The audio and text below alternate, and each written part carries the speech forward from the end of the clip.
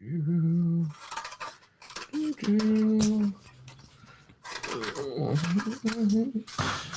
what are you doing? I'm clipping, and I'm like cutting little clipping things, man. Well, stop cutting little clipping things. We got a show to do, pal. Okay. We're live. Oh my God. Oh my God. Like, wow. Seriously, stop. Well, you can put the scissors down. You're going to hurt somebody. Okay, here they go. How's it going, everybody? Your Ben Joravsky show for Wednesday, October 14th is just moments away. But before we do this, let's thank the following unions for sponsoring this podcast. Unions like the International Brotherhood of Electrical Workers, Local 9, the International Union of Operating Engineers, Local 150 are sponsors, as well as our good friends at the Chicago Federation of Labor. Ben, what were you clipping and cutting? I was clipping articles, which I don't know why I still clip articles. You know, everything I need is on the internet. You would think I would wake up and realize, Ben, you don't have to clip. Can I make a confession right now, Dennis? Yeah, let's hear it. Let's hear it. I went through a phase like the entire 90s where I would clip articles. Oh, this is a really important article. I have to remember it. And I would put it in a notebook and I would clip it out and tape it in a notebook and it would be right there. But here's the thing. The notebook filled up so fast. There was no index. There was no table of contents. I would never know where the article was that I needed. But I would clip it because that's, kind of like me. I clip art. Oh, this is an important article. I'm going to clip it. In the old days, I used to mail it to people. I work with this guy every day, people. All right. It's time for your song of the day. Frank, thanks as always, man. Your song of the day, Lola by the Kinks. Oh, my God. You want the live version? Who cares? Who cares? Just sing it. Oh, man, this is for Michael Girardi. It's for Michael Girardi out there. He was the one who told me that it's not my whole life. I've been mispronouncing Ray Davies' name. It's Ray Davis. And I was like, come on, Girardi. I'm old. You're young. You don't know. What do you know? Okay? You're just some millennial.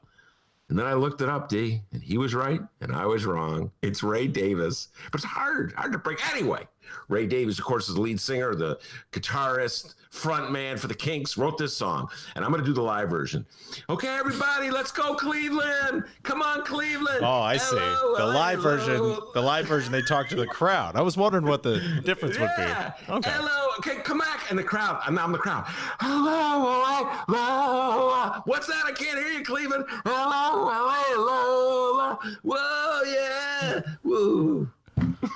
I don't even know if there was singing involved in that. Do you know the song? Yeah, I know the song. It's one of the greatest songs, Frank, good choice. One of the greatest songs ever. And I just share this little moment of intimacy with you. Ugh. That song came out, I want to say, in 1969. I think I was a very young man. I wasn't even a man. I was just a kid. I'm in my room with my transistor radio, listening to the pop radio. And I'm like, oh, my God, what's he talking about? Is it a man dressed up as a woman? Is it a woman who's a man? I'm confused. I'm only 12 years old. All right, enough of your diary. The Ben Joravsky Show starts now.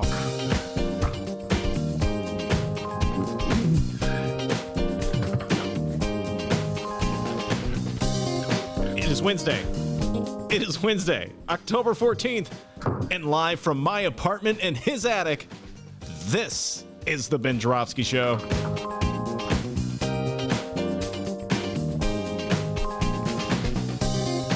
Today on the program, legendary Chicago journalist, Monroe Anderson.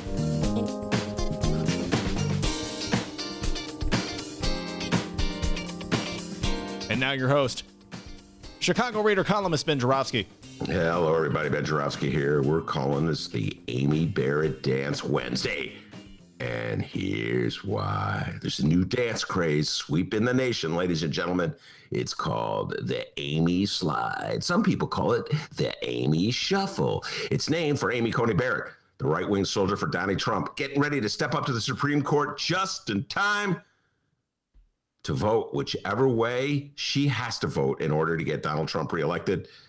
Because, folks, in politics, as in basketball, it's hard to lose if you own the referees. Anyway, the Amy Shuffle or the Amy Slide is so named. I call it the Coney Barrett Bop, actually. Wasn't there a punk song, something bop? Blitzkrieg Bop. Yeah, very good. Oh, God, your knowledge of punk rock. Who did the Blitzkrieg Bop? That would be the Ramones. That's right. Very good. I knew that. I was just leading him. Sure. It's called leading question. Good leading question. Joey Ramone. How about that, huh? How about that knowledge of the show's Ramones? over, guys. Where was I? Oh, yes. The Amy Coney Barrett Bop, the Amy Slide, the Amy Shuffle, whatever you want to call it. The Boogaloo, the Amy Boogaloo, the Amy Funky Chicken. I thought you cursed there for a second. Is so named for the nimble ducking, dodging, dancing, and darting on full display. Let's just call her Sugar Ray Amy. Remember those good old days, D? Sugar Ray Pritzker. Oh, yeah. JB Travolta. Remember those good old days? Come on, let's go back in time. Sugar Ray. Non-sports fans. Oh, God, there's so many of you out there. There was a great boxer, legend. Well, there was Sugar Ray Robinson. There was Sugar Ray Leonard, but they were quick on their feet. They were nimble. They would get in the ring, and they would dance and dodge, and the other guy would be, like, flailing, and he couldn't land a punch. JB Pritzker was like that. People would be asking him in the old days about raising the rates. And they would, every reporter, would, every which way you could, would ask the same question 50 different times. I remember that one guy on the radio, where was we played it all the time. Oh boy, was like, well, this is really important that we establish this for the people, like laying it out. Like if he got guilt trip Pritzker would give the rates. It wasn't going to help Pritzker to like play his hand and say how much he was going to raise tax rates. Ronner would use it against him. So this guy's like, well, it's really important for the voters to know what the rates are going to be. And Pritzker's like, oh, I feel so guilty about the voters. I'll be as truthful as I can and give some information that can be used to destroy my campaign. Well, you say it was those people, but I mean, you tried too. Yes, I did. What a moment that was. At least I prefaced it by saying, folks, I'm going to ask this question that you want me to ask him, knowing full well that he's not going to answer it. Why? And then I asked it. You got to do it. They kick you out of the journalism club if you don't ask that question. There's a club, a journalism club, and they'll kick you out of it. Mick Dumke, Danny Mialopoulos, they sit there at the front and they go, I am not going to let you in the journalism club unless you ask JB Pritzker this question. Do I got it? Yes. So you go, JB Pritzker, what are your tax rates going to be? And he's like, I'm not going to answer. Well, that was Amy Coney Barrett yesterday. All right, at the Senate confirmation hearings. What a joke. I don't even know why they're having him. They made it clear from the get-go they were going to confirm her. She can show up with a I Love Donnie Trump t-shirt and a MAGA hat, and she could be juggling. And they're still going to confirm her. The Republicans are going to vote yes to confirm. The Democrats are going to vote no. Why are we going through this? Hey, by the way, a little funny aside. Amy Coney Barrett showed up at the confirmation hearing. Her whole family's with her. They showed up as well. They're all wearing masks. This is something weird I've noticed about Republicans. This is a tangent, D. A tangent within a tangent. I wasn't expecting to go here, but now that I'm going here, let me go here. Like, what's with Republicans? Whenever they get near a Democrat, they put on a mask. Like, guys, you think COVID can only be caught from Democrats? Or maybe they're like trying to show they're being respectful. When Trump paid his respects, I got that in quotes, by showing up at Ruth Bader Ginsburg's, what was it? Her body was lying in state outside the Supreme Court. Trump was wearing a mask.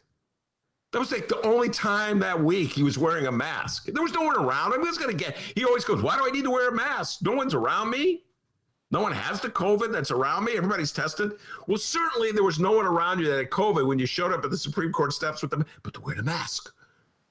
It's like suddenly they think he's respectful because he's wearing a mask. And that's like Amy Coney Barrett. They had the reception in the White House. It was a super spreader event. A bunch of people got COVID there. It was really irresponsible for Amy Coney Barrett, who's like an educated person after all. She went to law school. She went to college. She's a law professor, a judge. So it was like really not that. learned of her not to wear a mask, but she wore it. Why? Because that was the political culture in the White House. Donald Trump was disapproved of masks. It made it in mind and made him look weak. So she didn't wear a mask there. People got the virus. Now suddenly she goes to the Senate here and she's wearing a mask. Who are you kidding, Amy? Anyway, back to the Amy shuffle. Democrats are trying to pin her down on issues like abortion. Of course, Amy Coney Barrett is a lifelong opponent of abortion. She's made it clear that she will use whatever tool she has available to see that it's virtually outlawed, but just trying to get her to admit it. Man, Senator Dianne Feinstein was bending over backwards, asking the same old question 20 different ways in a frustrated effort to elicit a response. Feinstein be going, will you overturn Roe? Barrett be like, I can't speak in hypotheticals. I need specific cases. Each case is different. Blah, blah, blah, blah. Ever notice how lawyers go all lawyer-like at a nomination hearing? You know, before the hearing, they're as definitive as hell. Abortion is wrong. We must outlaw it now. But you get them on the stand. You get them at a hearing. It's one of these, well, on one hand this, and another hand that, and you have to take this into consideration, and blah, blah, blah, blah, blah. What happened to Dirty Harry, ladies and gentlemen? Uh-oh. Explanation time for you youngsters out there. Dirty Harry was a movie that came out in the 1970s, before Dennis was born, starring Clint Eastwood. Clint Eastwood played a cop, tough-on-crime cop, named Harry Callahan, who beat confessions out of suspects. Man, forget about reading that right stuff. Wait, let's hear that Dirty Harry impression real quick. Are you lucky, punk? You know, wait, I could do this. Hold on. Let me do this. I could do this. I could conjure it up because I only saw the movie Dirty Harry 442 times as a kid. I love Dirty Harry. To tell you the truth and all the... No, I'm now doing John Wayne. To tell you the truth and all my confusion, I forgot whether there were 6 bullets in this gun or 5. Well, do you feel lucky, punk? Do you? That's the punk. I'm a punk.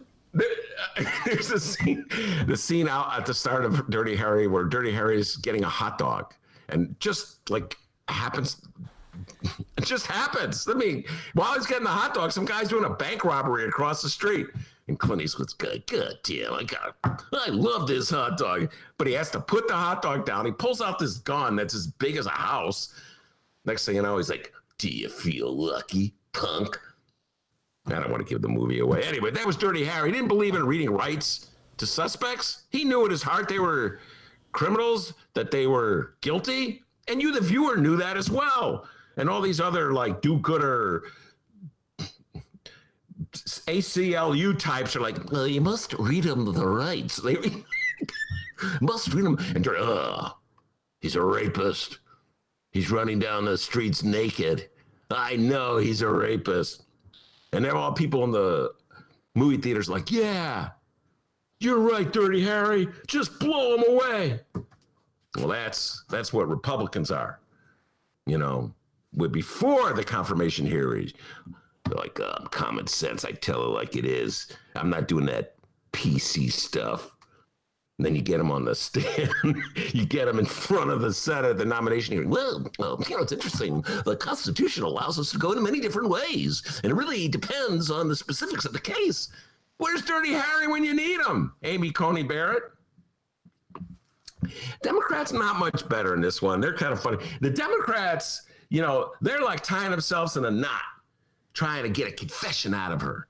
And I think they think it's like Perry Mason, which is now going to require me to do a different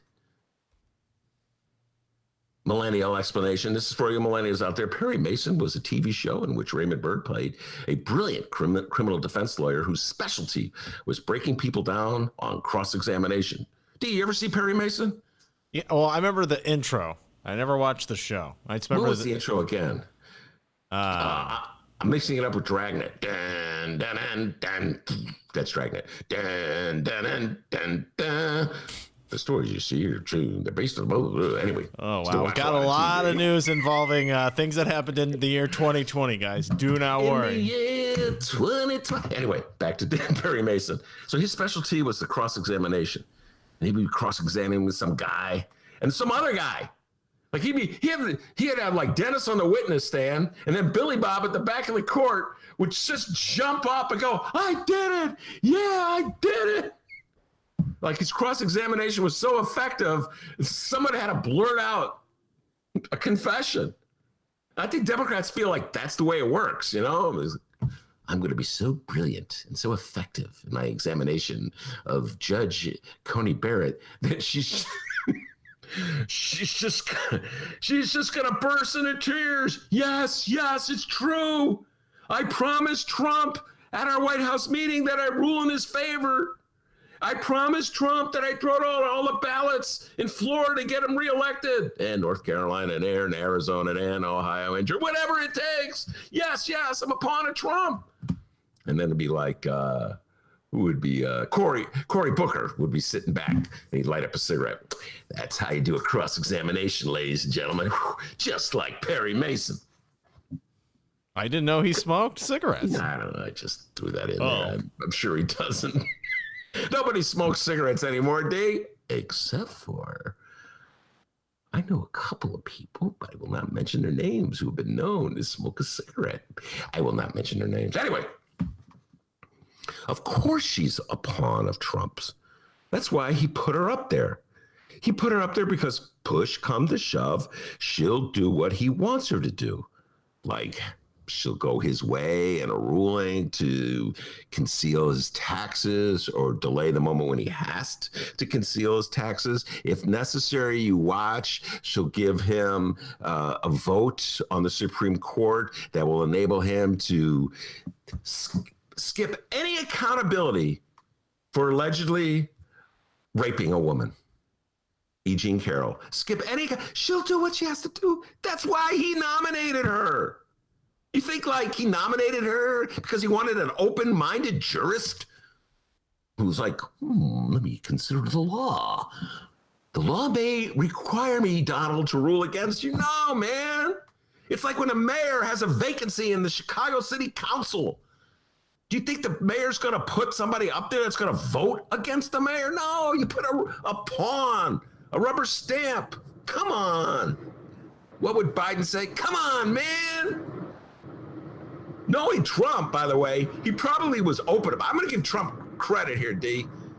I'll bet he, when Amy Coney Barrett was meeting with Trump at the White House, wherever I bet he came right out and said it, what he wants her to do. I mean, let's think about it. He told Sessions he wanted him to fire Comey. He told Comey he wanted to bury the Russian investigation. He told the president of Ukraine that he wanted him to slam Hunter Biden and Joe Biden. I mean, Trump is not known for keeping his wants and desires a secret. He probably said, Amy, I put you up there. It comes down to Florida recount. You know what to do, right? Amy, listen, man. Most of these judges, this is their lifelong dream to be in the Supreme Court. You think Amy Coney Barrett's going to say to Donald Trump, I'm sorry, Mr. President.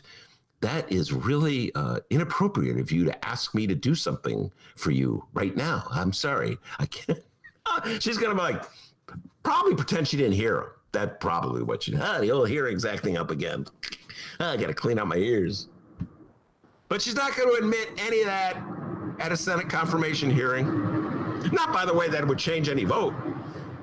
I will bet you Amy Coney Barrett could at that hearing say, absolutely.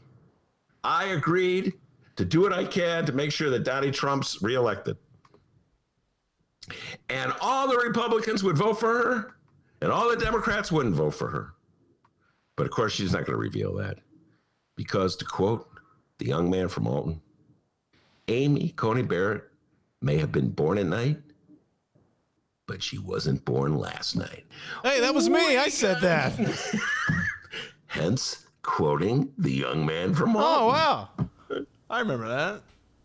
We got a great show today, everybody. Monroe Anderson is here. He doesn't duck and dodge. He doesn't dance around. Tells it like it is. He's all fired up. Plus, wait, Jimmy does Tai Chi involve dancing? He's doing his Tai Chi right now. Don't bother him, all right? Okay. By the way, Jimmy Kimmel will be here today. Jimmy Kimmel will be making a guest. Oh, my. I need to clean up. Jimmy Dore. We'll be making an appearance in the show later in the show. Later. In the do you think people know that there's like an after party in this show, D? You know, I didn't even know there's an after party. When's the after party? Well, we have the opening, then we have the news, then we have an interview, and then after the interview, there's the after party. Oh it's like the song, R. Kelly. After the party, there's an after. I know you're not supposed to sing. Yeah, it's not how the song goes, and let's just not go there. Oh, if it's not how the song goes, how did you recognize the song I was singing? You had the words right, just the tone was way off.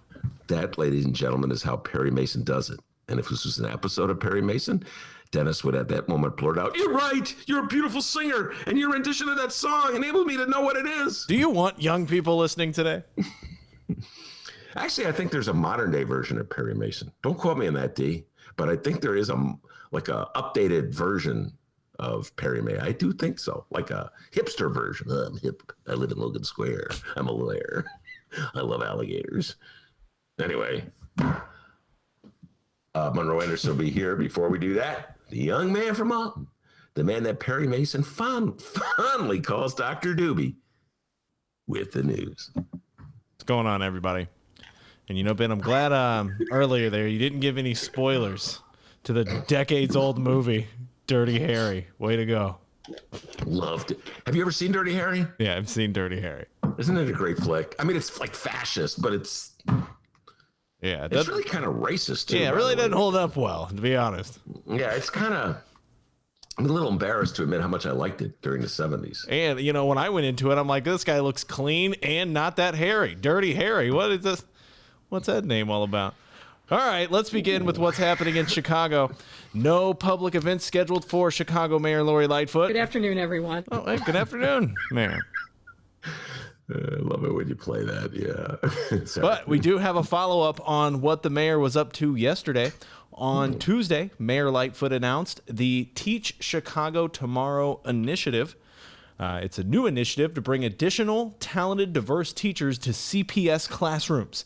Now, we were wondering on the program yesterday what the hell that meant, and we have the details. Ooh. It looks like the Teach Chicago Tomorrow initiative will be a program to hire more Chicago public school graduates. The following comes from the Chicago Sun-Times and Nadir Issa. As part of the Teach Chicago Tomorrow initiative, CPS is setting a long-term goal to hire more than 500 Chicago public school graduates annually. The district currently hires about 140 CPS graduates as teachers each year. Ben, your thoughts on this initiative? Sounds good. So it does sound good. We talked about this yesterday. Well, is there, for some reason, a little embarrassing moment? Oh, this was not in my bright one, home delivered as always. So I don't have the details, the full details of the program. I wasn't able to absorb it, nor was I able to read the articles. I have a question for you. Okay. So this was this a press conference? Yeah. Okay. And was anybody from the Chicago Teachers Union at the press conference with her? Janice Jackson was there. Okay, she's not from the Chicago Teachers Union. Oh, so was you there said Teachers Union. No, I believe no. Nobody from the Chicago. Come on, you knew that. I didn't know that. That was, it's true in cross-examination, you're supposed to know the answer to every question. But I began by saying I didn't read the article, so I didn't know that, okay? So before I went further and said anything, I wanted to ascertain and to determine. By the way, that was a great cross-exam. That was Perry Mason. See how that withering cross-examination of Dennis? Poor guy is sweating. I don't. Just let me read my news. Guys, you got to see the facial expressions he just did. We're very funny. Sorry, D, but that was really funny. Anyway, go back to your news. I just wanted to ascertain a word I'd really like. Ascertain, okay, D? Yeah, you say ascertain, I say railroad. But anyway, here's the quote from Lightfoot. Quote, Teach Chicago Tomorrow will build a new network of teachers who look like Chicago kids, come from Chicago communities, and are invested in Chicago neighborhoods. This is a top priority for our schools and underscores our deep commitment to equity across the district. Although CPS has been working diligently to boost the number of African American and Latinx teachers, there is still a wide gap between the race and ethnicity of students and teachers, as existing recruitment pathways simply aren't producing enough high-quality teachers of color. We must build our own pathways through smart strategies that tap into an already invested talent pool. Weird choice of words. An already interested and invested talent pool. My apologies. Go ahead. Weird choice of words to add high quality to that phrase. Like, what are the people that they're producing not high quality? So are you trying to produce high quality or just any kind of quality? I don't know. But let me just say this. This has been the notion of bringing in teachers of color who are from Chicago, black teachers from Chicago. This was something championed by the great, the legendary Karen Lewis, who would have been the greatest mayor the city has had since Harold Washington, but unfortunately she got sick and couldn't run. Former head of the Chicago Teachers Union, my friend and hero. She was advocating for this years ago. And at the time, if you recall, Rahm and the powers that be in the city of Chicago said, "Oh God, what a dumb idea." Chicago Tribune was like foaming. They wanted like these weird teachers to have to take this weird standardized test that had nothing to do with teaching. I'm not making this up, people. This is the world of the reform, the teaching reform movement. I got reform in quotes. Their notion was to be a good idea. What you should really do is make it really, really, really difficult to get a teaching certificate, then increase the hours that teachers have to work, then cut the pay that teachers get, then make it easier to fire teachers, then give all the credit for any success that happens at school to the mayor and his corporate cronies, then slam the teachers union. And that will get people to want to be teachers. I don't know what world they were operating out of, but it wasn't the real world. Now here we are. They spent the last 10 years bashing teachers and oh, we need more teachers. And the reason why I asked that question, D, was anybody from the Chicago Teachers Union there? Because this was an initiative that was championed by the great Karen Lewis. This is an initiative that was championed by the Chicago Teachers Union. So one would think that the mayor would reach out to the teachers union, but nope. Mayor Lori Lightfoot, man, she's got this thing about the Chicago. She's got this thing about SDG, Stacey Davis Gates. Yeah, won't even let her in the same room. I don't get it. I don't understand. I'll tell you what. If this was some kind of corporate initiative that came out of corporate Chicago, she'd be surrounding herself with corporate chieftains. Like saying, "Whoa, what a great mayor she is. What a great idea this was." And then, Cranes would write an editorial, "Oh, what a great idea." The Tribune would write it, "Oh, what a great idea." But if it comes from the left, well, they've done a good job. I got to give them credit for this. I don't like what they've done, but they've done a good job of bashing the teachers union. It's like in the north side of Chicago, man, they love Lori and cannot stand the Chicago Teachers Union. I don't know how many people go, "Ben, the teachers union has gone too far." What on what? They're asking for too much. They should let the children go back to school. What? You want to go back and work in the Chicago public schools? Well, I'm not a teacher. I'm just saying. All these guys who are working at homes. You know what I'm saying? Everybody working at home with a mask. Like lawyers who are working at home, accountants who are working at home. They live in the north side of Chicago. They all want the teachers to go back. The teachers should go back, Ben. That teachers union, your friend Stacey Davis Gates, is really irresponsible. They hate Stacey Davis Gates. So, politically, it was a smart move. I don't even know what to say smart. Politically, it's like a successful move. You denigrate the teachers union. They got both editorial boards ripping the teachers union. So that just, it's a good caricature to have as an enemy, D. So that's why I'm saying I'm a little disappointed. Here was a moment. You could have olive branch to the teachers union. This is the kind of initiative they support. But then that would be like acting as though they're human beings. The weird thing about the Democratic leaders of Chicago is that when it comes to teachers, they love them until they get into a union. Then they hate them. So got a weird thing, this weird attitude about teachers and unions. Hold on, I'm gonna have a drink of water. Go ahead. You have a drink of water. Actually, Chicago Teachers Union President Jesse Sharkey would like to weigh in here. Yeah. Oh. Right now. Oh. Okay. A little caught up in traffic, I guess. Oh my God! Ladies and gentlemen, give this young man a raise. That was brilliant. That was from the teacher strike of what was it? Oh my goodness, D, what was that thing? October 2019, right? Yeah. Oh, the good old days, Diddy. We were back in the studio. We had fun with that teacher strike, didn't we? I know that sounds inappropriate.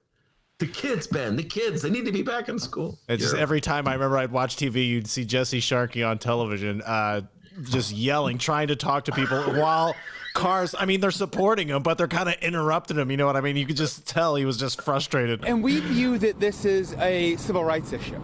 You know, we think that the conditions in our schools, we think that support for our students that need trauma support, social workers, psychologists, counselors.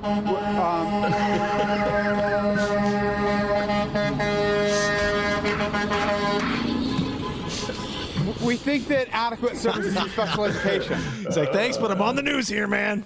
The guy in that big old truck. Oh, God. Good times. Oh, yeah. Bad times, but good times. In other city news, and it's a story we've been following quite extensively here on the program, recreational cannabis licenses. Who gets them? And why so far has it mostly been well-to-do, well-connected, and really rich white people? Yes. Why? Let's ponder that. Yeah, good one. The Chicago Sun-Times and who else? Tommy Two Joint Shuba has the latest. After serving as one of Illinois' top cannabis regulators, Cook County Commissioner Bridget Degnan confirmed on Tuesday that she has an ownership stake in a company vying for the right to open multiple pot shops across the state of Illinois. A spokeswoman for Degnan told the Sun-Times Tuesday that the commissioner is part owner of Americana Dream. Get it, Ben? Americana, like cannabis? Get that? I actually didn't get it.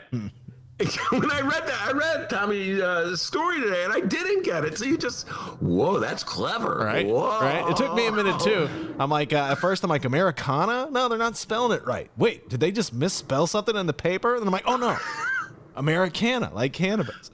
Oh, that's clever. Very clever. Very, very clever. So she's part owner of Americana Dream and was paid a stipend to write dispensary applications for the company. Now comes the annoying application portion. You see, during the lottery process, you could pay even more money and file more than one application to increase your chances of winning a recreational cannabis license. The Highland Park-based firm Americana Dream submitted 36 perfect applications, beating out hundreds of other applicants to become a finalist in the state competition for the next round of dispensary licenses. The company has the maximum 10 spots in a lottery that will determine the winners of the 75 new licenses, each of which will likely be worth millions of dollars. But Degnan's ownership stake isn't worth anything unless the company wins a license. This is according to her spokeswoman, who wouldn't confirm how much Degnan's been paid so far of what percentage of the company she owns. Ben Joravsky, I'm sure you're chomping at the bit here, so go ahead. Well, there's so much to unpack. I mean, but you did such a great job of setting it up because you're so true what you said. We just had Michael Malcolm on. Real estate agent and blogger who applied for a license, entrepreneur, businessman. We've had Vincent Norman on, entrepreneur, Englewood, born and raised, a Marine vet. He applied for a license. we've had many applicants on this show, black people. And somehow or other they get frozen out. This whole thing was set up to benefit the people in the communities that were hit the hardest by the war on drugs. And somehow or other, Cook County Commissioner Bridget Degnan's firm got, how many did you, 37? 36. I mean, got Illinois, this is an embarrassment. All you guys are a disgrace. I remember Bridget. She ran against Fritchie, John Fritchie, Cook County. I remember she came on the old show. Where was that show, D? I can't remember the old show, but I remember she came on the show.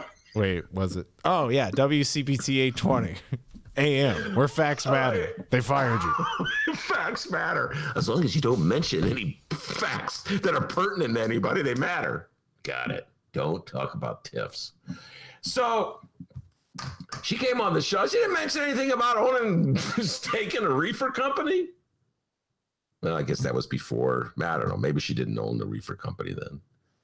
But it's like, why is she at the front of the line? You know what I'm saying? Man, I hate to say it. Liberals discovered Bill Burr the other day. I'm very happy you did. About time. He was on Saturday Night Live, and he did the whole thing about white people jumping to the front of the line. And it happens time and time again. This program was set up to help black people because they were hit the hardest by the war on drugs. And when it's all said and done, you've got this one company from Highland Park, 37. God dang. 36. I'm sorry. Correction. 36. By the way, Tommy Schuba, you're awesome. You're on fire. He's a young guy, folks. He came on back in the old days, he would come in. He could spare the time because young Thomas is a very busy gentleman, okay? But he would come on the show. We loved him as a guest. He's a great guy. One of the hardest working reporters in the city of Chicago. This dude, man, give him a raise sometimes because Tommy Schuba has been killing it for you guys. That said, this headline, can I just, I realize the headline's the least significant part of the story, and the real significant part of the story is somehow or other, one more time, folks, as Dr. D told you, a program that's intended to help black communities and black people is somehow helping this white lady and this Highland Park company. Got it? Okay. That's justice in the city of Chicago. It's just for us. No, I love when we talk about the headlines. What's the headline here? The headline. Oh, it's unbelievable. This headline. Now, okay, let me just say this. I have defended the Bright One against a withering counter assault from Dennis, who's very critical of their headline. I'm very critical. And he, you know what? But this time, I believe my beloved Bright One went one step too far. Okay, one more time, folks. I'll set it up so you get it. So the story is about Cook County Commissioner Bridget Degnan, who is a Cook County Commissioner, which is a full-time job. And when she ran against Johnny Fritchie for that office, she said, this will be my full-time job, okay? All my focus will be on doing this job. That's because it's so important that I take care of the people in my district. Now it turns out she's a part owner in this reefer company. Cannabis. Yeah, come on. Sorry. So the headline in the Bright One is her part-time job. Oh, wow. And I'm like, even I, that's too far, guys. That is so lame. Like I said, I've been writing comedy for a long time. You just, with these puns, you just get caught in a corner, and then you got to just top one after the other. It's not worth fighting, guys. It's not worth it. Don't die on Pun Hill, please. That's like a dad joke. You know what dad jokes, Steve? Have you ever heard of dad jokes? Absolutely. Really embarrassingly, I make them. I'm known for that. Like when I'm around, I'm like, ugh, Dad. It's funny that this is just revealing news. I make them. Yeah, we've listened to the show, so. Hey, everybody.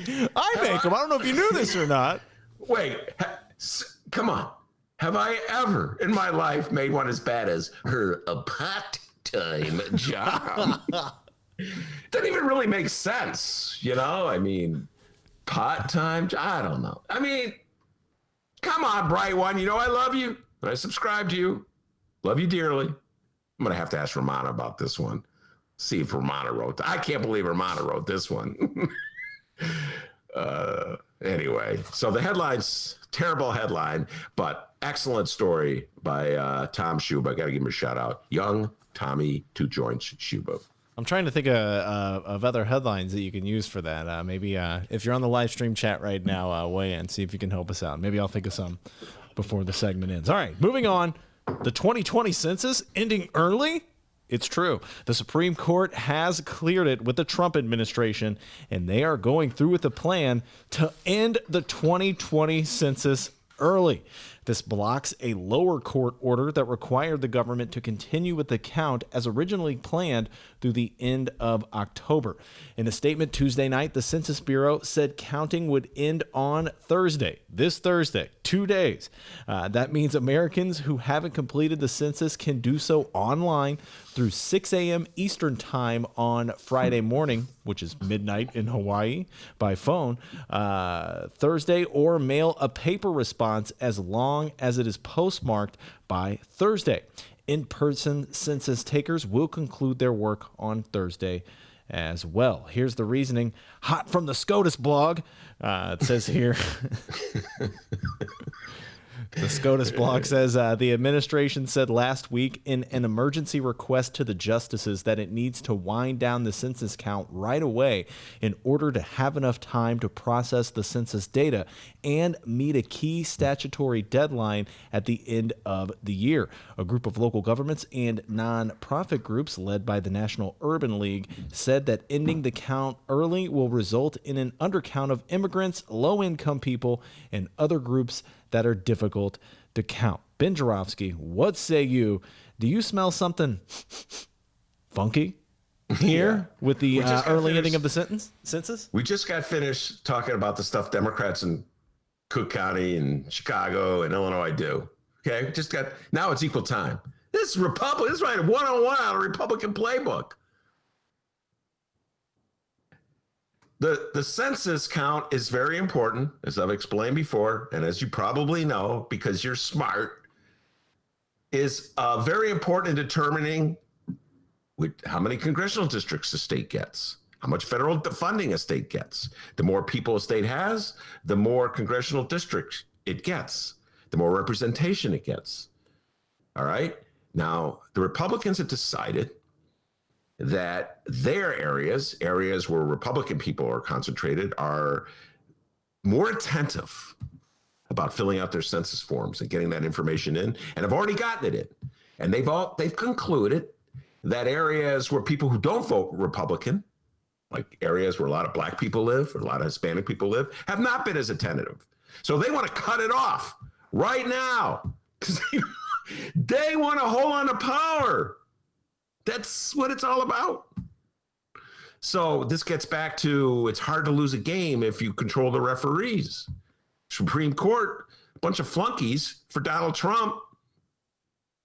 Oh yeah, they come. Well, they study the books. Well, we'll come up with a ruling that helps you, Donnie. Don't worry. You know, it's so funny, D.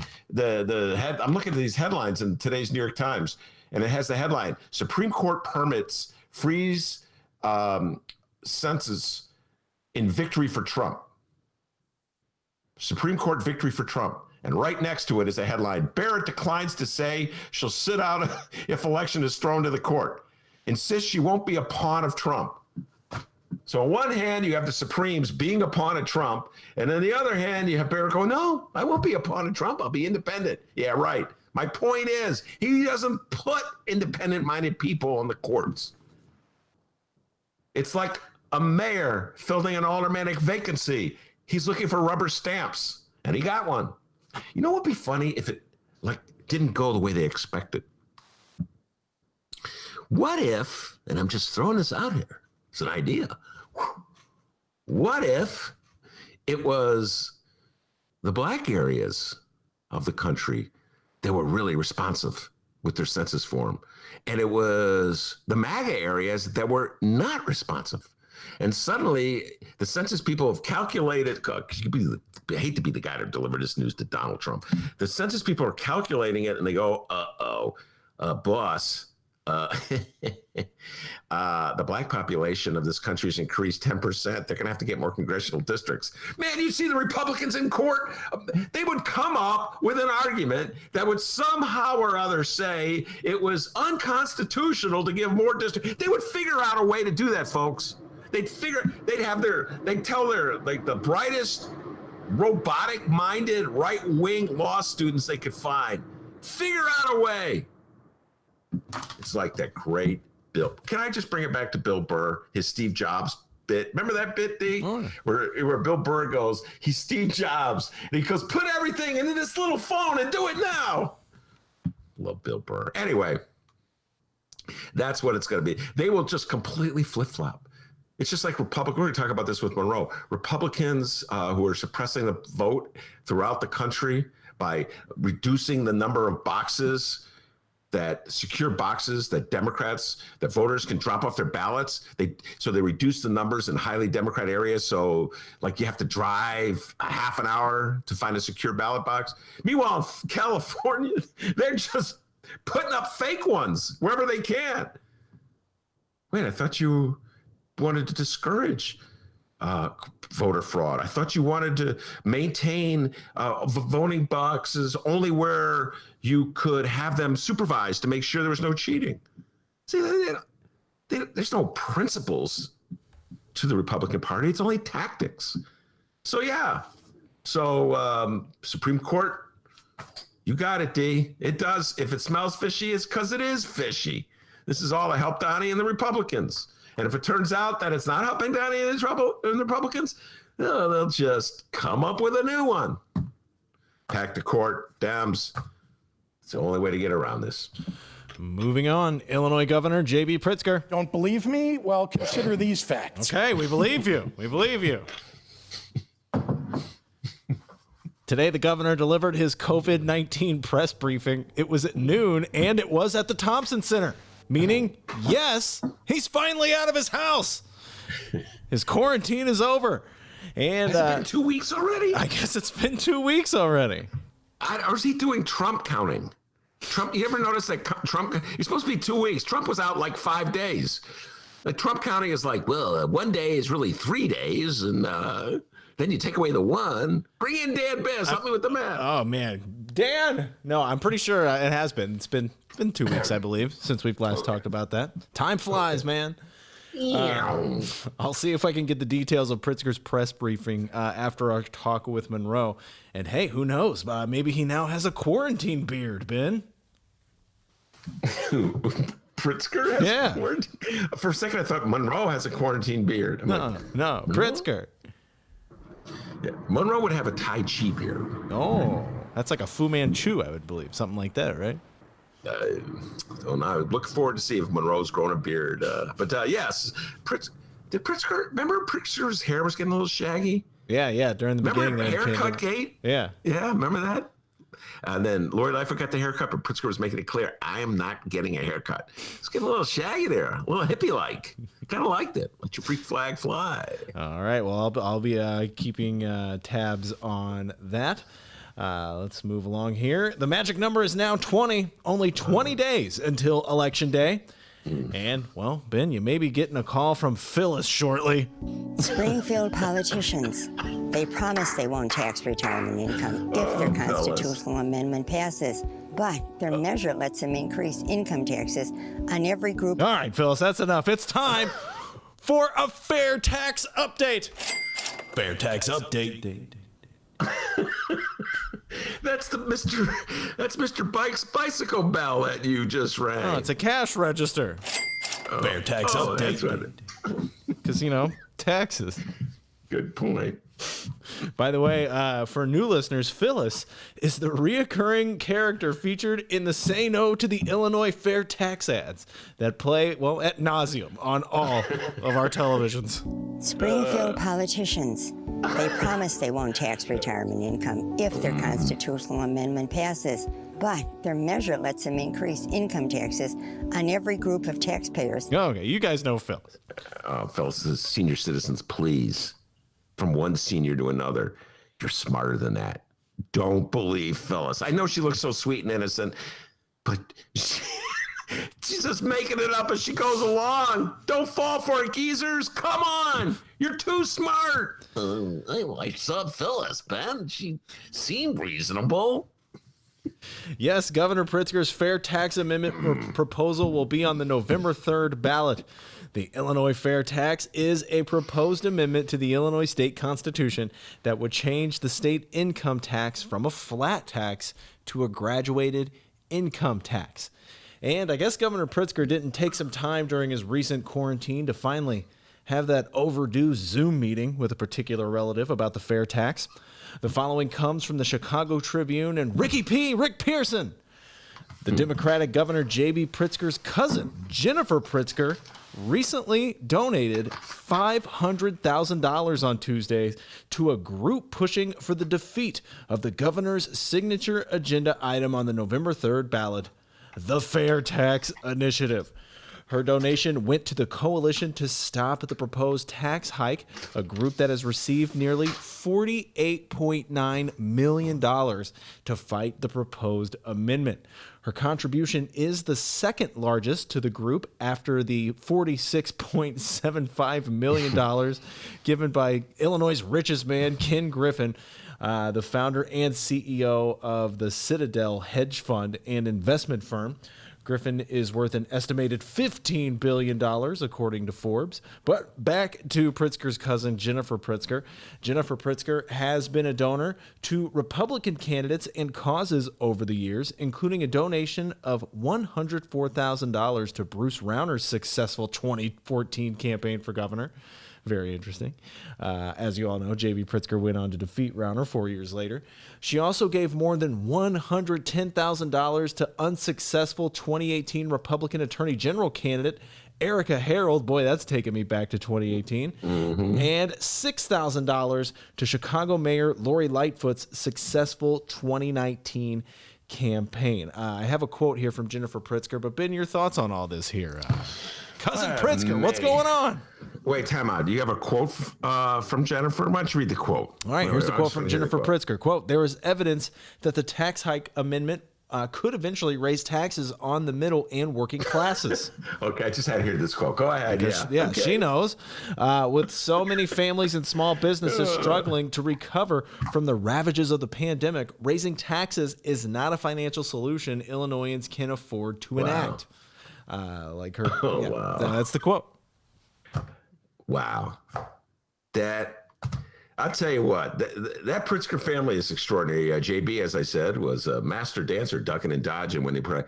But Jennifer can shovel the BS like that's just, folks. Do you think, now just gather around the radio, even though we're not on the radio. So gather around the computer. Let's just figure this out. You got Jennifer Pritzker, who's worth billions of dollars, giving $500,000. Is that what it is, D?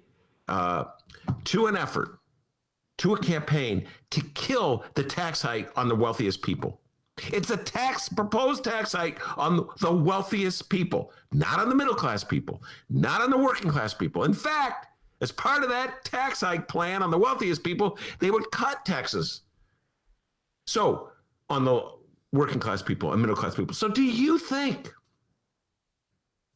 that when she gives $500,000 to the effort to defeat the tax on the wealthiest people, she's really looking out for the middle class people? I would have so much more respect for her if she just said, you know what, I don't want to pay taxes. I don't want to pay it. Kenny Griffin doesn't want to pay it. Sammy Zell doesn't want to. All the rich people giving money to this are vesting money to keep from paying more in taxes. And we know when we do this, it's going to increase the money you pay in taxes. So we're actually spending money now to avoid paying taxes later so that you will pay more in taxes. That's what actually, if she confessed it, I would like, hey, you got to give her credit. But it's like, I hope there's nobody out there that actually believes it. Like Jennifer Pritzker or Ken Griffin woke up one morning and go, I'm really worried about the amount of money that middle-class people pay in taxes. So I'm going to invest. I'm going to kick in a bunch of money to a group that's intending to destroy the fair tax. Not just by coincidence. If I destroy the fair tax, I'll pay less in taxes, but I'm really doing it for the middle-class people.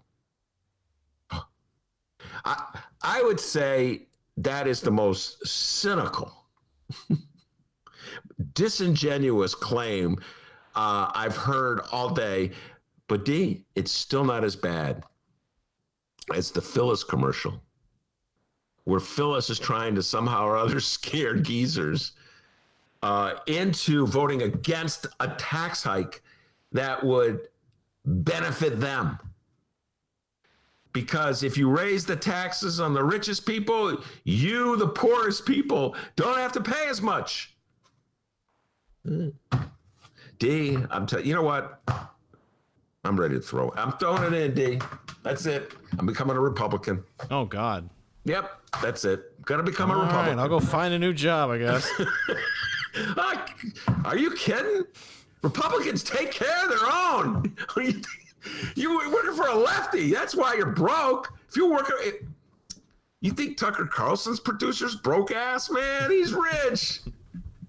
Republicans take care of their own, man. Lefties and liberals like, good job. Now go starve. Sorry, dude. Didn't mean to go there. Jennifer Pritzker is a retired Army colonel, founder and chair of the Pritzker Military Museum and Library in Chicago.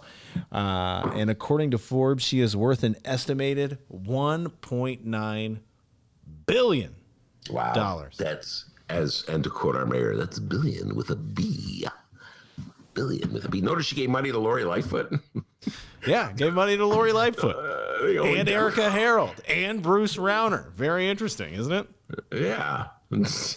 Lori Lightfoot is the kind of Democratic candidate for mayor that, rich people like.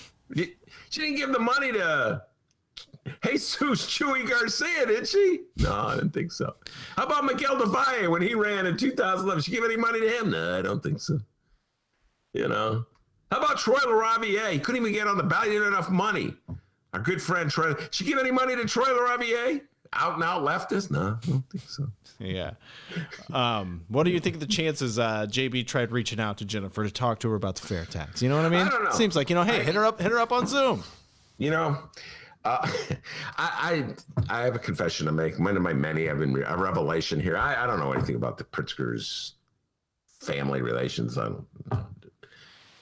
Don't hang around. I don't know. I don't know if do they talk? Are they friends? Do they get together? I don't know. No, I don't know. So I don't know. I can't answer your question. Sorry. That's okay. And that was a fair tax update. Fair tax update. Hey, this election, Chicago voters are casting a ballot on much more than the President of the United States. Some of the races we will be voting on include the Cook County State's Attorney, over 60 judges, our Water Reclamation District Commissioners, and changes to our taxes. With all these races, candidates, and issues, casting an informed ballot can seem like a challenge, but Chicago Votes, a nonpartisan organization, is here to provide you with information on the candidates and issues on the ballot. And their 2020 voter guide is available digitally at chicagovotes.com and chicagoreader.com. Pull it up on your laptop, take it with you into the voting booth on your phone, and feel confident in knowing who and what you are voting for. Ben just recently got an iPhone, a brand new iPhone. You plan on doing that in the voting booth, pal? Yes, with my new iPhone, which already was running out of batteries, but that's a whole other story. Coming up after Monroe Anderson, we do have some candidate campaign ads to play. So we will have a 2020 Illinois general election candidate update and so much more. Guys, you can follow us online at Benny J Show, BENNY, the letter J Show, on Facebook, Twitter, and Instagram. You can send us an email, bennyjshow@gmail.com. If you'd like us to read your message on the program, leave your name and where you're from. Well, there's a good chance we'll read it. You can also call us 708-658-4788. That number again, 708-658-4788. Yes, the Ben Joravsky Show has a phone number. We're not going to answer, but leave us a voicemail, and there's a good chance we'll play that as well. All right, we're going to take a quick break here, and when we come back, Mr. Monroe Anderson is going to be talking all things Trump, gardening, no, and Trump. It's the Ben Joravsky Show. We are live from my apartment and Ben's attic.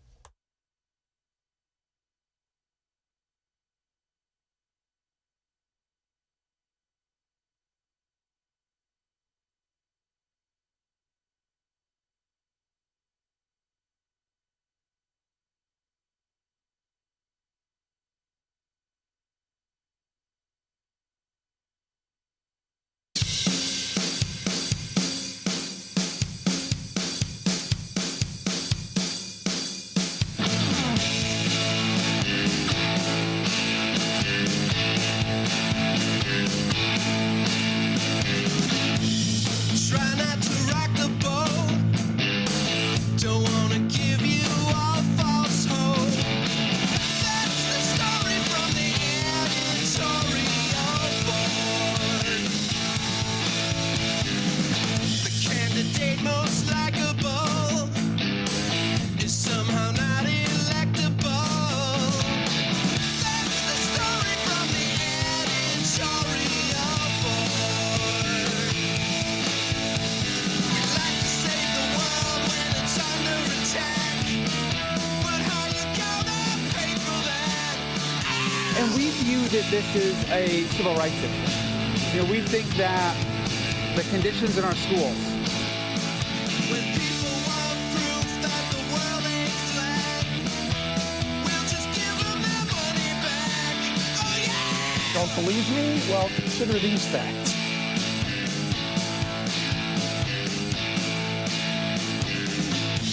We heard what you wanna do. Now we'll tell you what's best for you. That's the story from the editorial board. A little tip for the working man. Your employers are all our friends. That's the story from the editorial board. That's the story from the editorial board. We'd like to save the world when it's under attack, but how you gonna pay for that? But I'm happy to report I'm calling out the census cowboy. When people want proof that the world ain't flat, we'll just give them their money back. Oh yeah!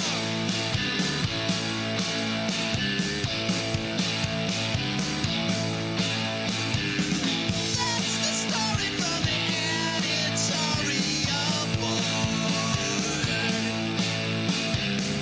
That's the story from the editorial board. That's the story from the editorial board. That's the story from the editorial board. Illinois is a state with a grand history of profound impact on our nation and our world. We've sent 4 transformative presidents to the White House. We were the first state to ratify 2 of the most important amendments to the U.S. Constitution.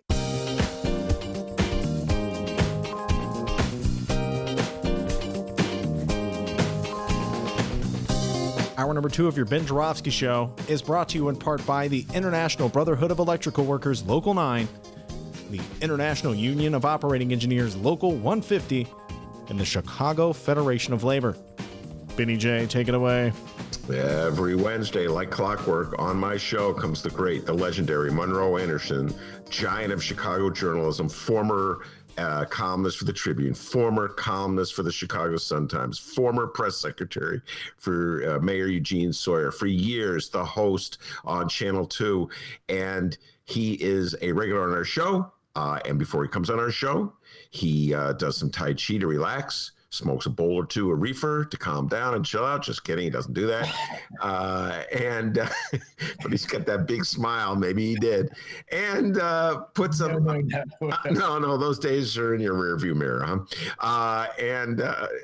Puts a funny bit on Facebook that acts as sort of a cheat sheet for our show. Monroe, I'm going to read it. I got it right here in front of me. I love it when you put your Facebook stuff. Then the funniest part is all his Facebook right-wing lunatic friends weigh in. Whoa, are they insane, Monroe? Here we go. Is Judge Amy Coney Barrett, Republicans, Fox being sent to the hen house? Question. I answer yes. While we remain in a pandemic, will her confirmation as a Supreme Court justice mean the destruction of Obamacare and the end of protection for pre-existing conditions? Is a maskless Trump campaigning before thousands of maskless cultists, that's pretty funny, dead set on launching herd immunity as the final answer to COVID-19, resulting in tens of thousands of more American deaths? Ben and I will discuss these and other horrors of all things Trump on his podcast. That's pretty funny. To that, I will add, we're also going to discuss the Jimmy Kimmel bit about black voters for Trump. And Monroe, I assume you got a chance to watch that bit? Yes? Yes. Okay, we'll discuss that. Right, and I don't have a black dog or a black cat, but if I did, they wouldn't be voting for Trump either. We'll get to that one later. I knew you would get a kick out of that bit that Jimmy Kimmel did, and we may also talk a little bit about the Chicago Reporter. And it's on the ropes these days, a legendary Chicago monthly that I got my start with. And that's how I met Monroe way back when. So we'll talk a little bit about that, perhaps, if we have enough time. All right, let's start with Amy Coney Barrett. And you lay it out, Monroe. Donald Trump wouldn't have put her up for this position. What Trump promised was that if elected, he would only appoint judges that would vote against Roe versus Wade,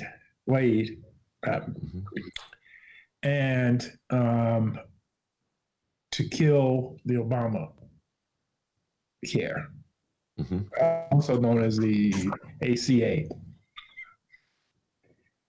She was cleared by the Federalist Society that has been cultivating white judges, conservative judges for decades now, because they don't have, the demographics are not moving in their favor. And so they're not going to control the Congress or the White House. So they figure the only way that they can continue minority rule is to control the Supreme Court. And before we get to the election in a couple of weeks, Amy will be on the Supreme Court. They will have majority judges until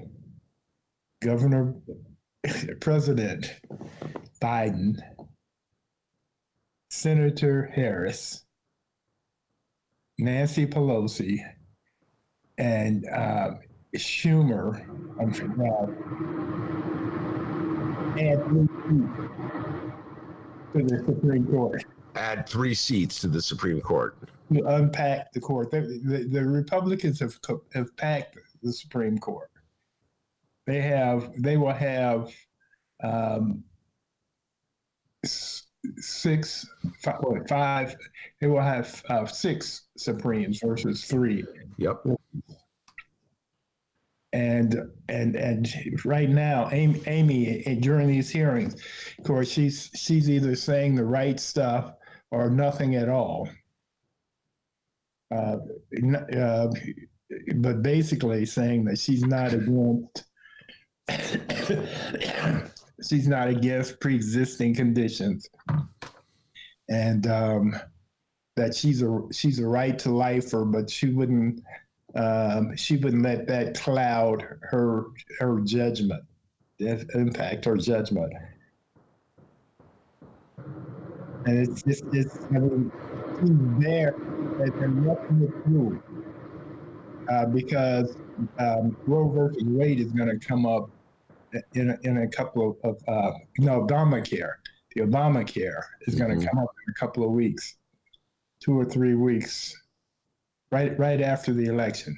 The Supreme Court will be ruling on Obamacare, starting to hear it, and she'll be in there as an extra vote to put a nail in the coffin.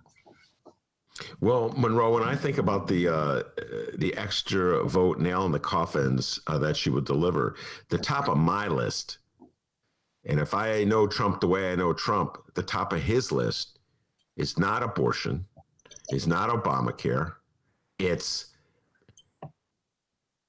a potential election case.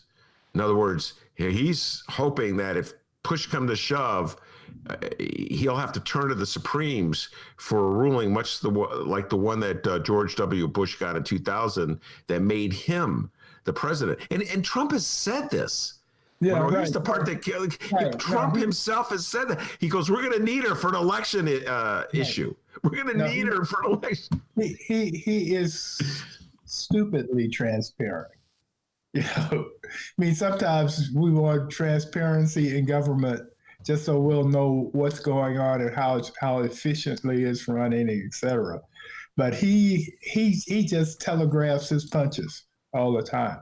Now, the problem with that for him on this one is he has governed so piss poorly that it's not going to be close.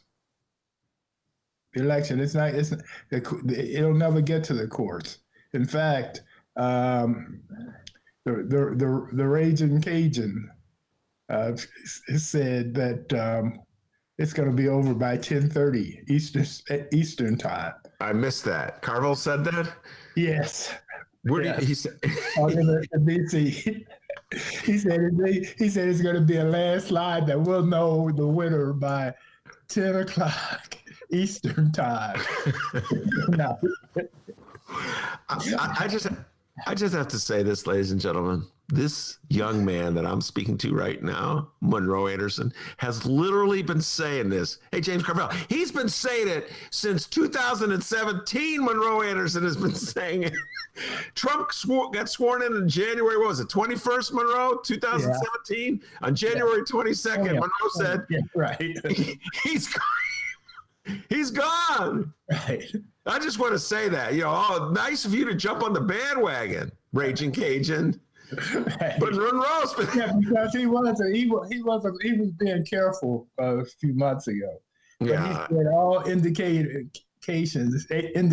now. See, this is Trump's problem. Mm-hmm. Is that he only has one leg on his stool left for support, and that's uneducated old white men. Everybody else is going against senior citizens in general are not in favor of him anymore. They were 4 years ago, but they are not. Young people are not in favor of him. The popular vote, which we know can mean little, but not necessarily. he's losing, depending on the poll, by double digits down to just 8 points. Mhm. Trump is losing in all of the battleground states, or it's very close. If he's not losing, it's several of them are in the margin of error. But the field has widened so to Georgia and Arizona are on the list now. Texas is probably on the list now. One state that's on absolutely nobody's list except for yours is Alabama. I just want to remind people, my good friend Sergio is listening. I know that Monroe is going to be taking us out to eat for breakfast when Alabama goes for Trump, because I do not believe Alabama's going to go for Trump. Let me ask you this, Monroe. Yes. The headlines in the New York Times are revealing Amy Coney Barrett says, "I'm not a pawn." Amy Coney Barrett says, "No conversations were held about my potential votes on the election. I've made no guarantees to Donald Trump." My personal belief, based on Donald Trump's track record of just being, as you call it, stupidly transparent, Right. is that he is open about this stuff. Right. He was open about it with Sessions, get rid of Comey. He was open about it with Comey, kill the Russian investigation. Oh, yeah, he was yeah. open about it with the Ukrainian president. I believe he said to her, "Yeah, I want your vote. I'm looking forward to your vote." I believe he said that. What do you think? I don't think he had to say it. You know, just like Bill Barr auditioned to be the state's attorney. You know, he wrote this long. I mean, the essay. Attorney General. Attorney General. I mean, yeah, Attorney General. He wrote this long essay talking about how a president could do no wrong, basically, and couldn't go to prison no matter what they did, or jail, or be indicted, or anything. You know, it was all music to Trump's ears. And actually, Barr has been good to his word, except. Right now, Trump is really PO'd with him because he has not indicted Obama and Hillary. Well, And he could have done that by now. Yeah, well, that's a bit of lunacy from Trump. But I just want to make it clear. I agree with you 100% that Trump didn't have to say it, Exactly. because he didn't have to say it. But I'm just saying, I don't believe Donald Trump is capable of going into a conversation like that without saying it. Yeah. And you know what I mean? You know, they've told him, I mean, the Federalist Society has given her a big hug. She wrote an essay that was critical of Chief Justice Roberts' ruling on Obamacare. Mm-hmm. She was critical of that in an essay.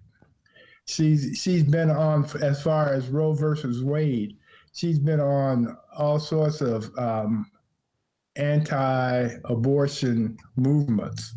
And she's given speeches about it. They know where she is. She is, you know, with Trump, with the whole Trump thing, for example, his saying that he was only going to put a justice on who would kill Obamacare. She said that she hadn't heard about it. She hadn't heard him say this. Oh, I know. It's like, you know. Yeah, that's like Clarence Thomas back in 1991. God, am I old? 1991, saying he had no opinion about abortion. You know, I mean, it's just absurd, the things they say. Right. And Monroe, really, it's because we're locked into this ideological battle when it comes to the Supreme Court. And this is why I'm with you about packing. I get in trouble for my unpacking, whatever you want to call it. I mean, if the Republicans are going to be so blatant about the political games they're playing, like Barack Obama had Merrick Garland. He put up Merrick Garland, who is more or less a centrist. Right. And so that's like, all right, here's what I'll do. I'm in an election year. I have a vacancy. I'm not going to put on a Monroe Anderson, Ben Joravsky radical. I'm going to put on some middle of the road Dem type that'll probably rule in your favor more often than not. Right. And that's my the olive branch. No, they flat out no. So they made it clear they play to win, and they just want right wing robots. So if that's the game, they've put 50 circuit court judges into place. Not one of them black. Almost all of them young white men, conservative white men. I mean, they've packed the courts from top to bottom. Yeah. And so the only way we can fix this is to unpack it. I assume that you appreciated in last Wednesday's debate when Kamala Harris ducked and dodged on that issue of packing the court. I presume that you appreciated her ducking and dodging on that one. Yeah, her and Biden, because that would become a rallying cry for the right if they were to say that's what they plan to do. And and although Trump's base is fired up and ready to go as it is, but it's not enough of them. No, there's this notion. Let's just address this. Okay.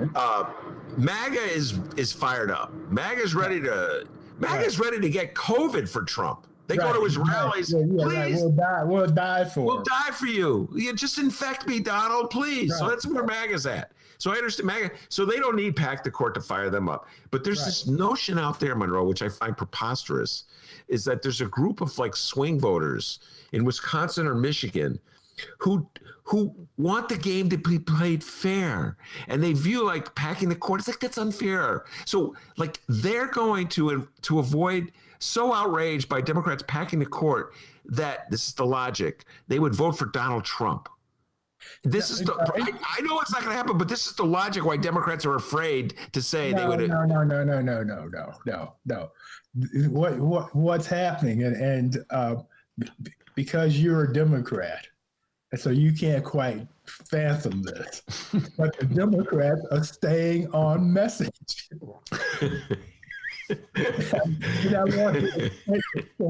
COVID-19 is their thing. That's what they're going to win with, and so they're focused on that. In other places right now, because that's Trump's Achilles heel. It's why you're right. It's why the Republicans are going to lose a bunch of those senators, because they're sticking. That's their story, and they're sticking with it.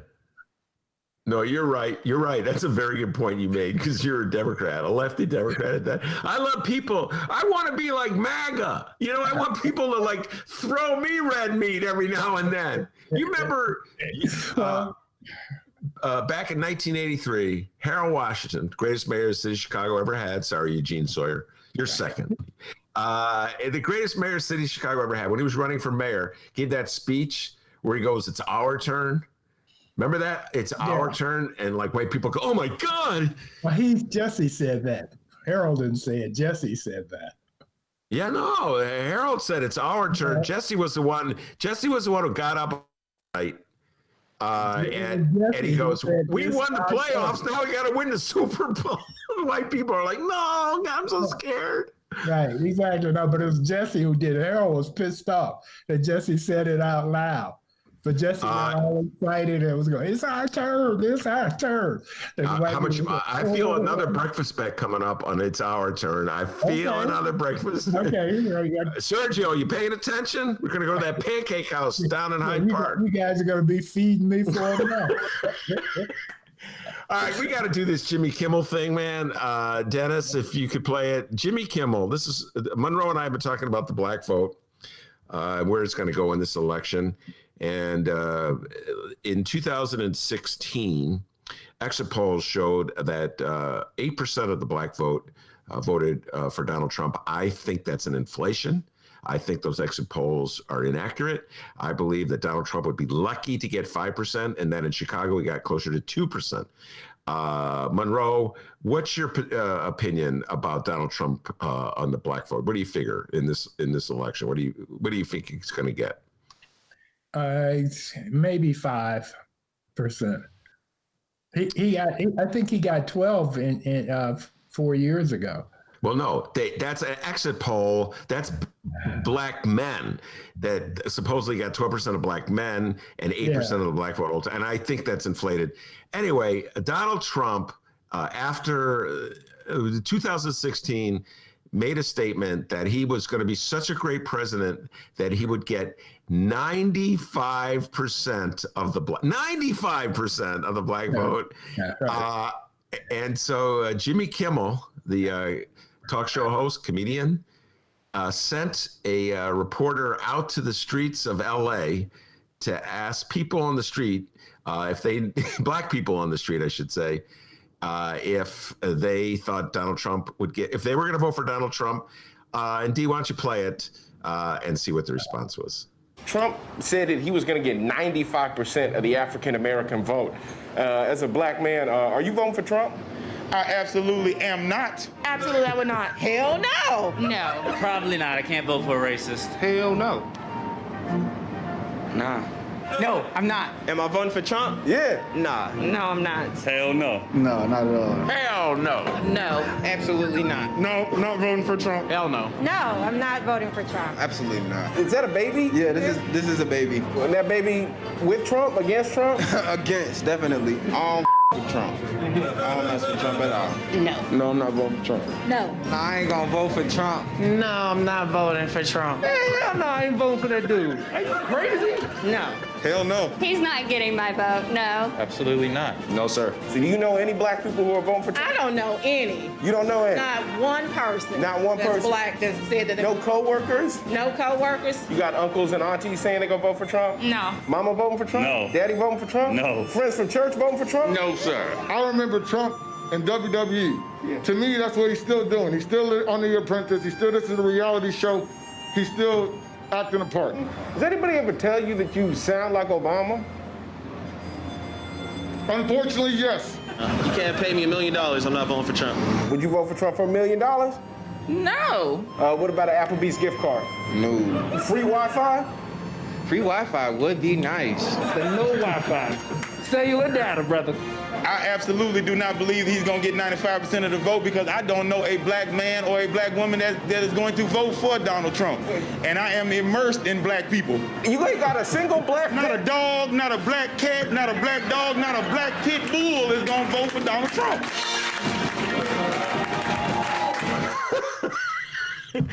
All right.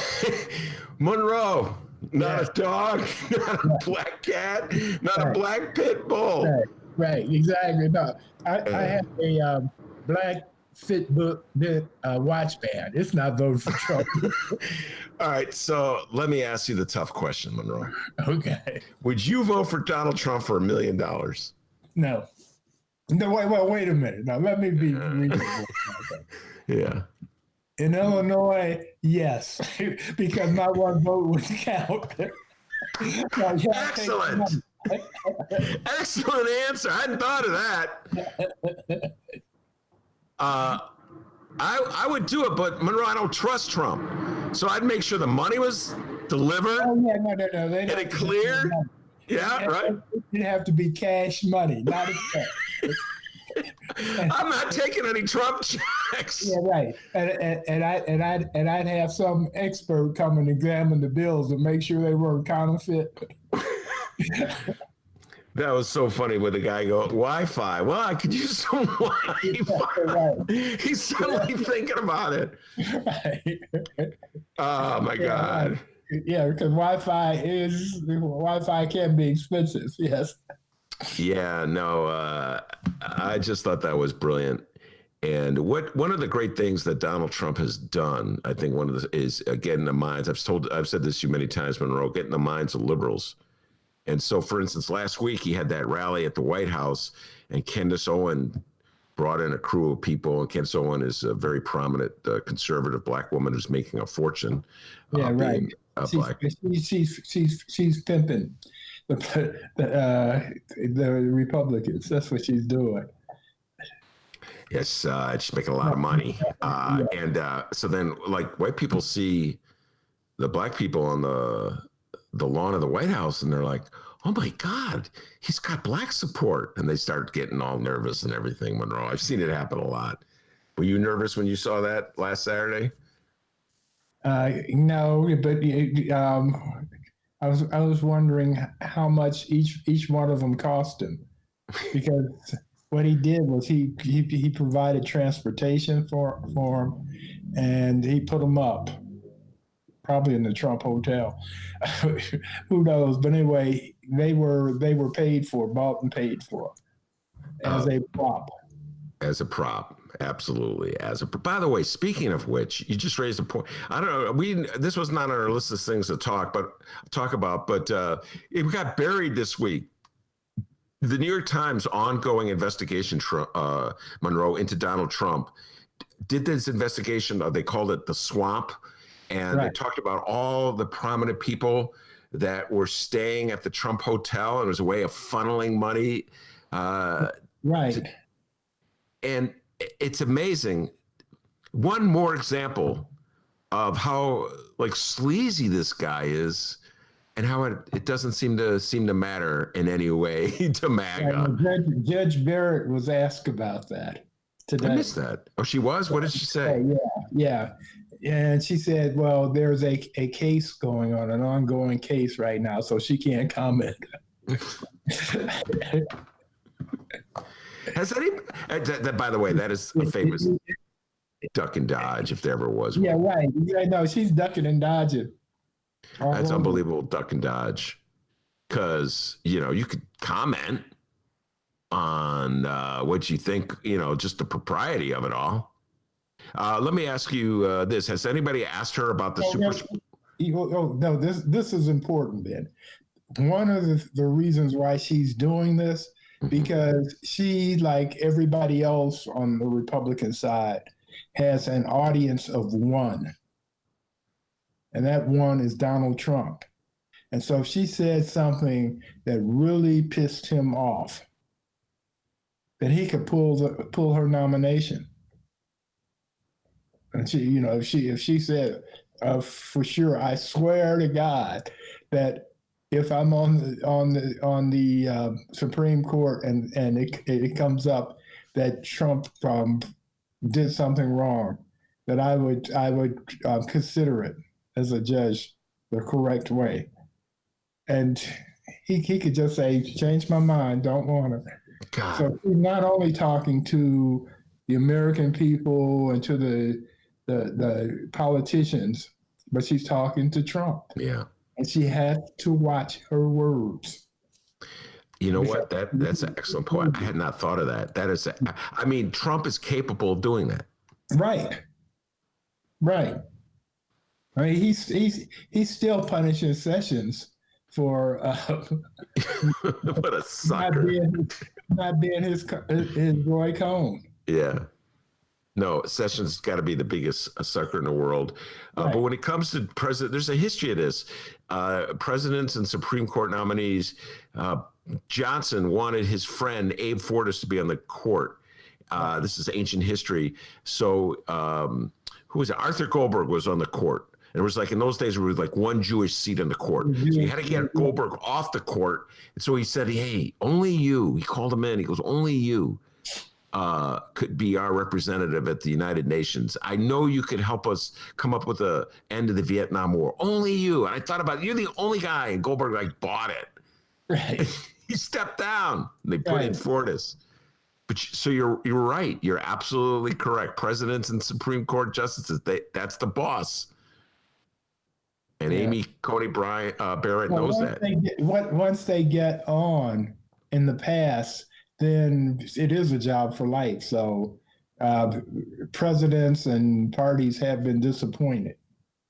The Warren Court. Warren was a right winger, In fact, I think he might have been part of the KKK briefly or something. No, not Warren. You're mixing him up.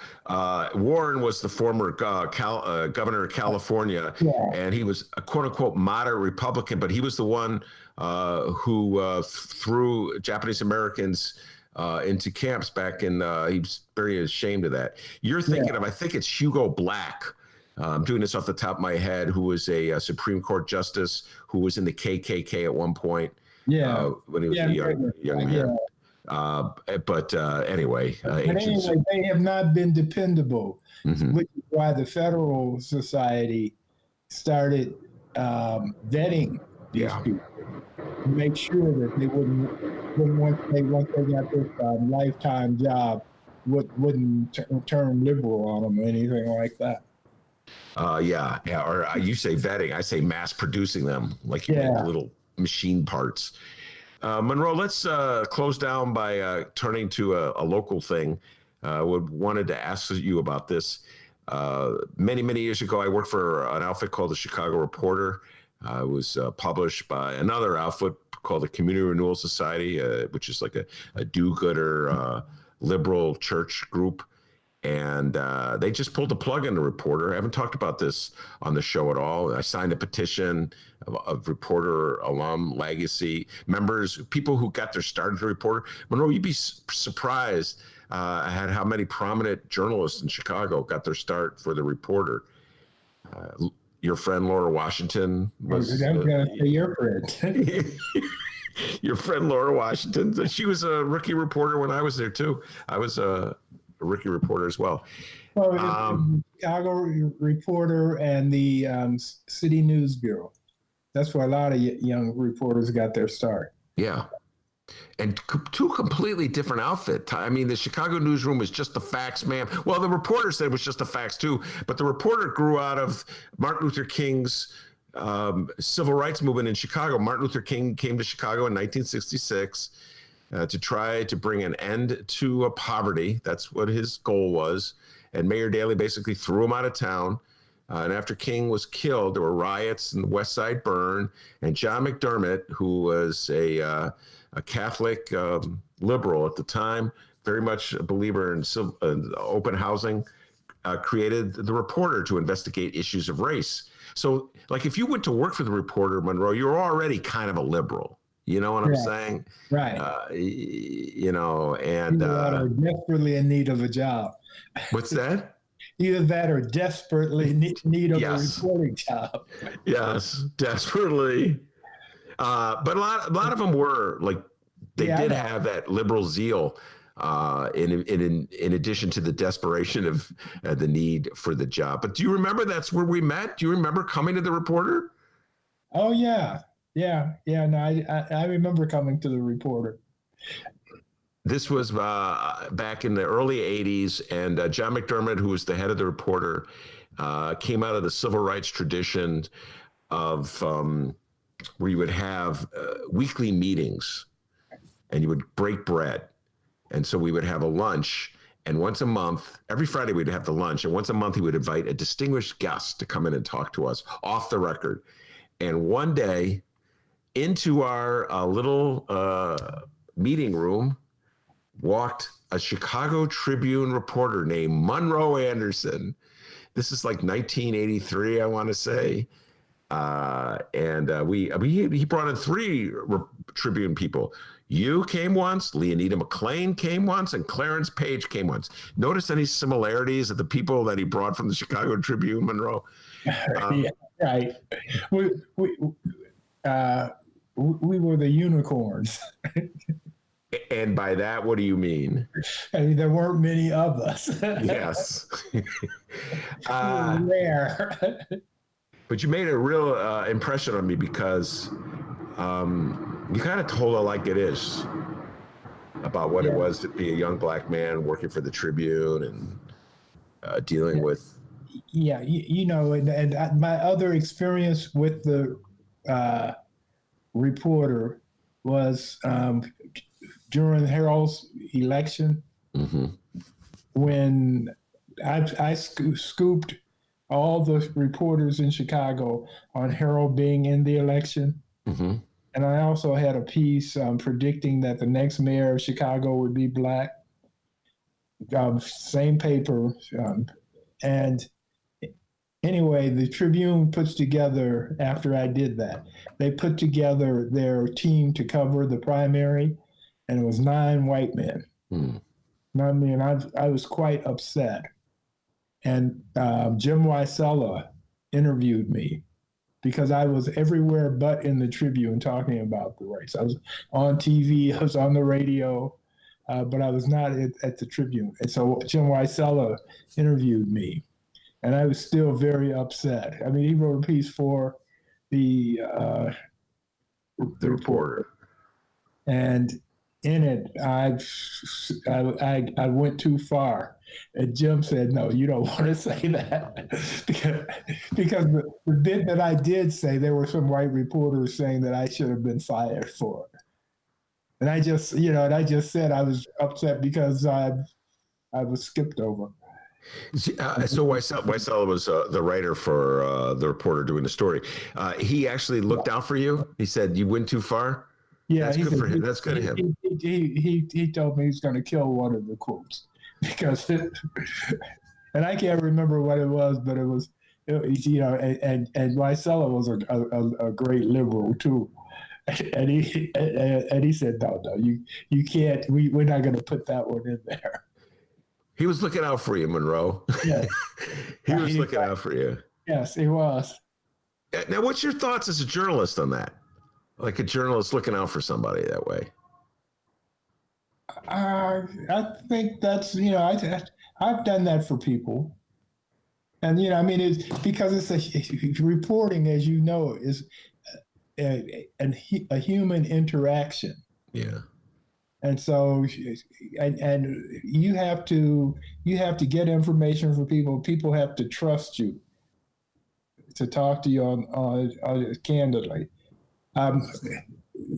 My favorite story about that though was Russ Ewing, who he was a TV reporter. He had been a fireman and was hired as a TV reporter. I think he worked for 5, I'm pretty sure. But anyway, Russ would get dirt on people and then tell them, let's say you were having an affair. And so he'd come to you, a politician, not a pundit, but a man of power in the city of Chicago, and he was covering you. He would find out that you were having an affair, and he'd come to you. And he'd say, well, I know that you're having an affair with this woman, but don't worry, I'm not going to report it. And after that, anytime Russ contacted you for anything, you were happy to call him back and talk to him because he had some facts hanging over your head. Now, Monroe, how did Russ Ewing, may he rest in peace, passed on? I forget how many years ago. He was a legend. I didn't know him. I just saw him on TV all the time. He was a legend. One of his, this is a tangent on the story that Monroe told. One, his claim to fame was he would be the guy that suspects in crimes would turn to when they wanted to turn themselves in. You remember this, Monroe? Yeah. No, he had some incredible number. I can't remember what it was, but it was double digits. Yeah. In high double digits. They would turn to him because I guess they trusted him. And yes. They figured that if he turned them in, they wouldn't get beat up by the cops. Right. Or shot or killed. They wouldn't end up dead. Yeah, because then. But how did you know about with this other I never heard that before about Russ. How did you know about that? Did he tell you that one day? Yeah, he did. He told me that. Russ was really cool. I mean, he I can remember there was a fire on the South Side, one of those early morning fires. Nighttime fires that we were covering early in the morning. And so we're all covering at the TV cameras. I'm there with the Tribune, and this family, they just been burned out of their home almost, and they were being interviewed. And Russ, it was a police raid. I'm sorry, it wasn't a fire, it was a police raid, but it was an early morning thing.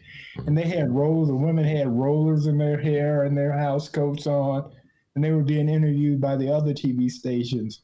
And Russ pulls the women aside and says, when you go on TV, it's kind of like being in a movie. So you want to have, he says, he says, you want to look pretty. You want to have rollers out of your hair. You want to put on your nicest clothes. Why don't you go do that, and then I'll interview you. And they did, and he was, his interview was different from everybody else's.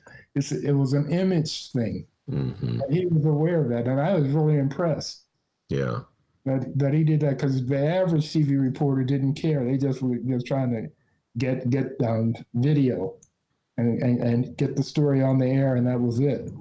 Yeah, the average TV reporter did not care at all about the ordinary human beings who he was essentially exploiting at that moment. Right. Yeah, that's a great story. And in journalism school, they would probably teach you not to do what Russ Ewing did. That'd be like getting involved in the news somehow or other. I'm with Russ Ewing 100%. Like, if you're asking a regular citizen, an ordinary human being, to share something with you, you kind of owe it to them to a certain degree. You know what I mean? Not to damage them. You follow what I'm saying? Right. Oh, exactly. No, cause them harm. Yeah, because we journalists have power that we don't think of, and we have impact. When I was an intern at the Gary Post-Tribune, 1969, I was covering a story where somebody's kid had been murdered, and the police had found him. And I called the house to get a reaction from the family, and they didn't know it until they got my call. And they were screaming in the phone, as you might imagine. And it was like, it sent chills down my spine that I did that. Because that's not I didn't want to be the bearer of bad news. I was just trying to get the news. Yeah. So, but anyway, the going back to the reporter, it did good stuff. You guys had some serious investigations back then. Yeah, we, if I must say so myself, those days in the 80s, we were always writing about inequities in Chicago, like the park district inequities. White parks get more money than black parks. And that's, John McDermott, that's what he preached to us. He used the power of the press to try to expose these inequities. And we're doing Dr. King's work, carrying on Dr. King's work. So I was really disappointed to see the Community Renewal Society pull the plug on the reporter. And I'll probably bring on Monroe, some reporter alum, to talk about it at greater length. Yeah, because didn't you know why? No, whatever the stated reason, which was made no sense. I can't even. How do I say this? This like I can't even explain it because it made no sense. I've had this conversation many times. Like my wife will be really upset about something she reads in the news, and she goes, why are the Republicans doing this? And I go, I wish I could tell you, but what they say makes no sense. So I don't know why ultimately they're doing it. So we'll probably take a deeper dive on this at another time. But I just had to take this moment to sing the praise of the Chicago Reporter, remind people that's how I met Monroe Anderson, a very young Monroe Anderson, coming in the newsroom of the Chicago Reporter, eating the food with us. You gotta go, but let me tell you this one thing. The reason I went happily is the Tribune paid its journalists $35 per public.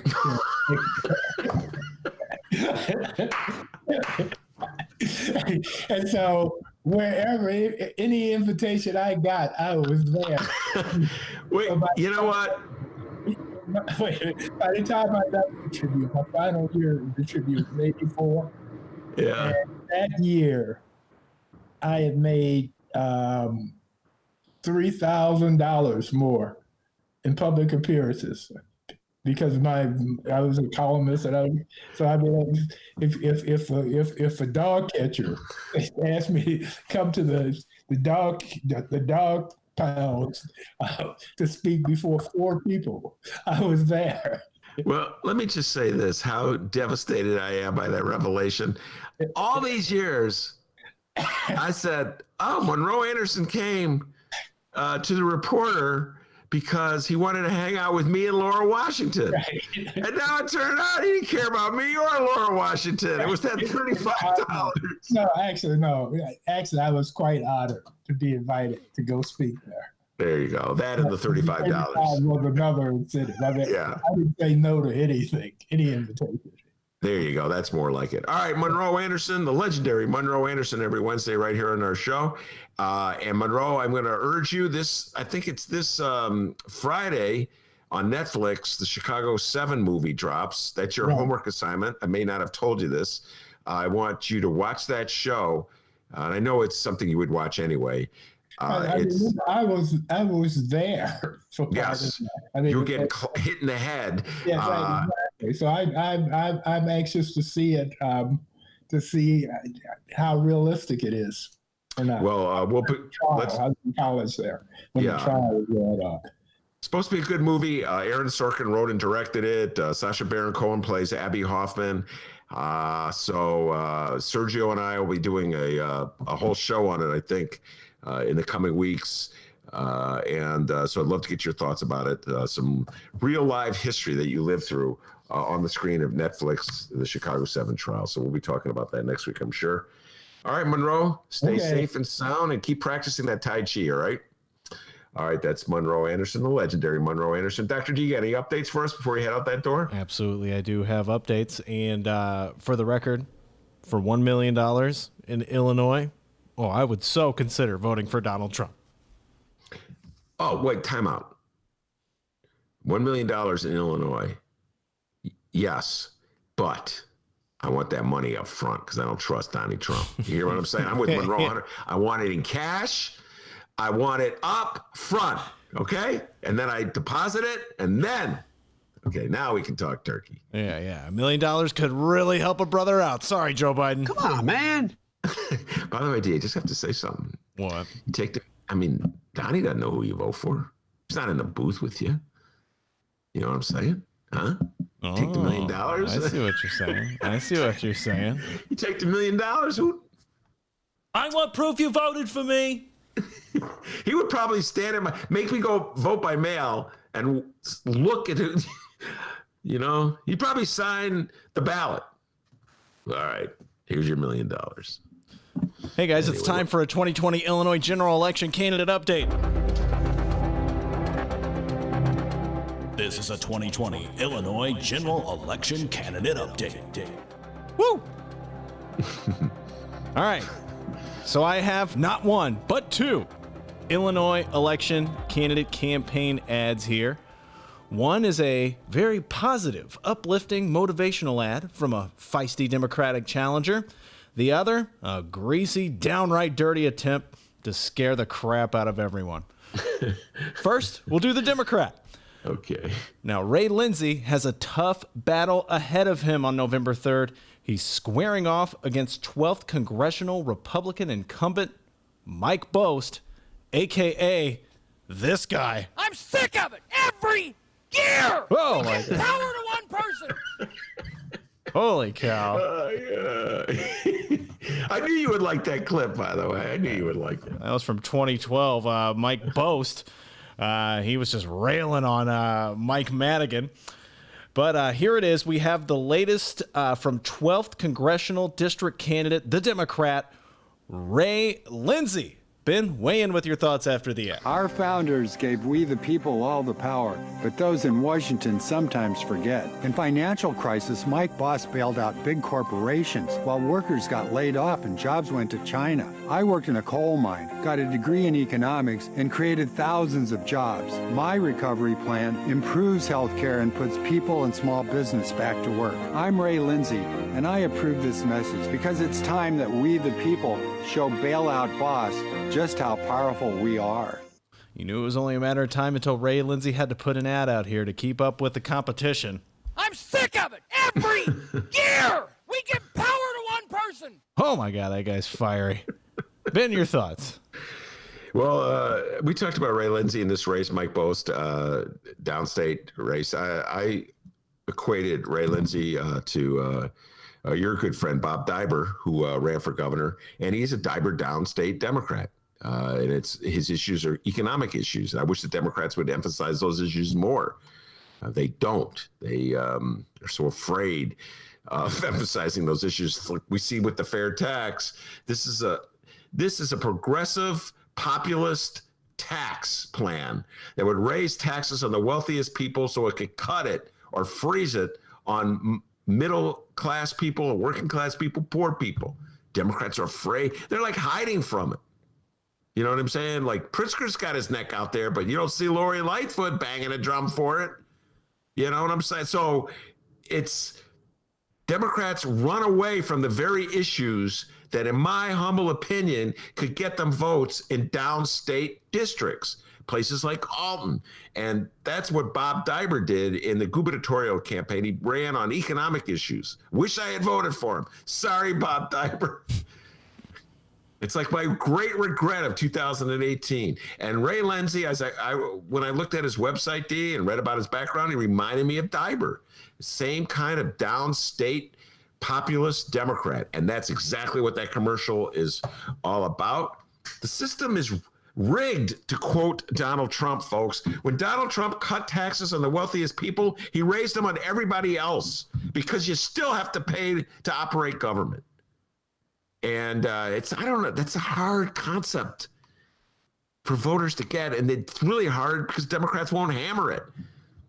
Democrats would rather run on something like, I don't know, right to choose, abortion issues. I'm for abortion rights, but it's not the only issue out there. Democrats would rather run on what? Clean up the environment. I'm for cleaning up the environment, but there are other issues out there. Democrats are scared to run on populist issues. So I appreciate the downstate Democrats who do that. A lot of guts running in a red district. You know that, D. It's like got Pritzker sucks signs everywhere, Trump flags flying everywhere. It's one thing for like Lori Lightfoot in Chicago to blast Donald Trump. Everybody applauds her when she does that. But if you stand up to Donald Trump down in the 12th Congressional District, you're taking a stand. So here, Ray Lindsay. Shout out to Frank on the live stream chat. Frank says, Bob Diber rules. Well, you're damn right he does. We got to get down to business. Yeah, he does. He's a great guy, Bob Diber. All right, our next campaign ad comes from what I've been calling the sleeper race of the Illinois general election. It's the heated rematch in the 13th Congressional District between Republican incumbent Congressman Rodney "I Hate Mike Madigan" Davis and his Democratic challenger, Betsy Dirksen Londrigan.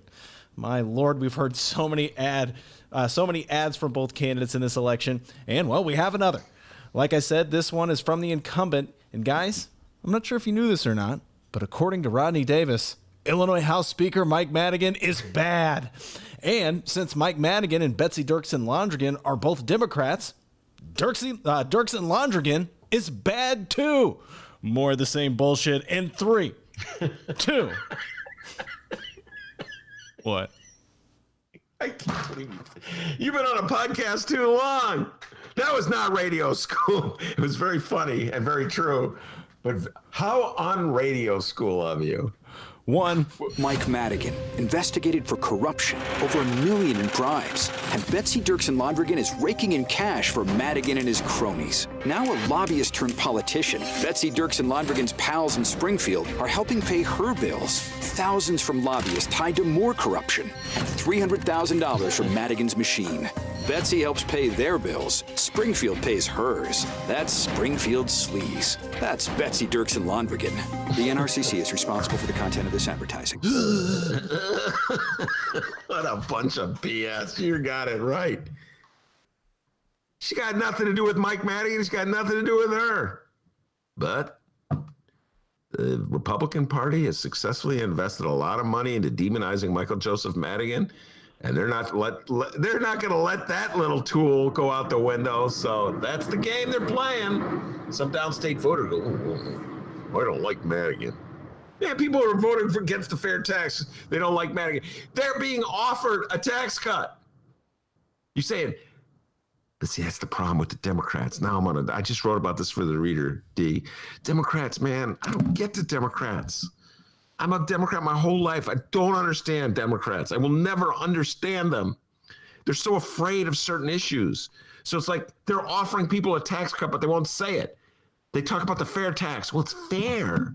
Nobody cares about fairness. People care about money in the wallet. All right? So it's going to be a tax cut for working class people, middle class people, because richer people are going to pay more. Why do you think Jennifer Pritzker is against it? Duh. You ever think about that? Well, why is Phyllis against it? Springfield politicians, they promise they won't tax retirement income if their constitutional amendment passes, but their measure lets them increase income taxes. Hold on. Huh? Yeah. I just got another. Phyllis, stop calling me in the middle of the show. I ain't like Dennis. I don't like you. Now, Phyllis, that's not nice. No, he's nice. You're a hippie. Okay, Phil, I'm hanging up. Phyllis always calls me in the show and calls me a hippie. Anyway, dumb Democrats. That's what I was talking about. So, yeah, they're going to, I hate Michael Madigan. I'll vote against the fair tax, even though it'll raise my taxes. Well, I'm not that bright. I'm a Democrat. Sorry, D. Didn't mean to go there. No, anyway, that's, they got, Ronald spent a lot of money demonizing Michael Madigan. Republicans aren't going to waste it, D. They're going to use him for absolutely everything they got. And when he doesn't work, they're going to go to Kim Fox. It's Mike Madigan and Kim Fox. And then throw Jussie Smollett at you every now and then. Those three, that's what they got. They got Michael Madigan, they got Kim Fox, they got Jussie Smollett. Yeah, see if it works, D. And that was a 2020 Illinois general election candidate update. Seriously, Phyllis, stop calling Ben during the show. That was a 2020 Illinois general election candidate update. All right, before we roll out of here, we would like to send our condolences to live stream chat listener, Radio Doogie. He posted on the live stream chat here, most horrible news I found out this morning. Old Country Buffet at Brickyard will be permanently closed. Radio Doogie loves the Old Country Buffet. He says it was the last one in the state. The website saying they were going to reopen soon. He's been waiting and still nothing. And apparently it's permanently closed. Any advice you can give to Radio Doogie here in finding a substitute for the Old Country Buffet? There is none. And I share your feelings. I loved Old Country. I remember the first time I went to the Old Country Buffet.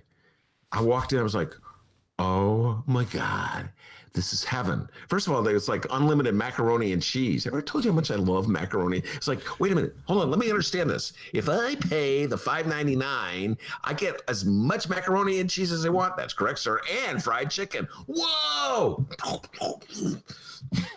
I love Country Buffet. There was a Country Buffet on the road. I forget where it was. Because they didn't have them in Chicago for some reason. Couldn't come into Chicago, but it's like every now and then I would go out to the boonies and there was a Country Buffet somewhere. There it is. Let's go. And so, man, the macaroni cheese and the fry. I'm with you, Ray. I don't know what to say. You know, the days of buffets are over with COVID, obviously. So it's just a thing of the past. It's sort of like a transistor radio. We can talk about it, but millennials will be like, what's that? Or the rotary phone. What's that? So years from now, I'll be sitting around. You should have seen Country Buffet. You get all the macaroni and cheese you want and fried chicken. And the tapioca pudding, D. Remember the banana pudding? Yeah. Oh, my God. Oh, yeah. The banana pudding at Country Buffet. I know all about it. I used to go there, too.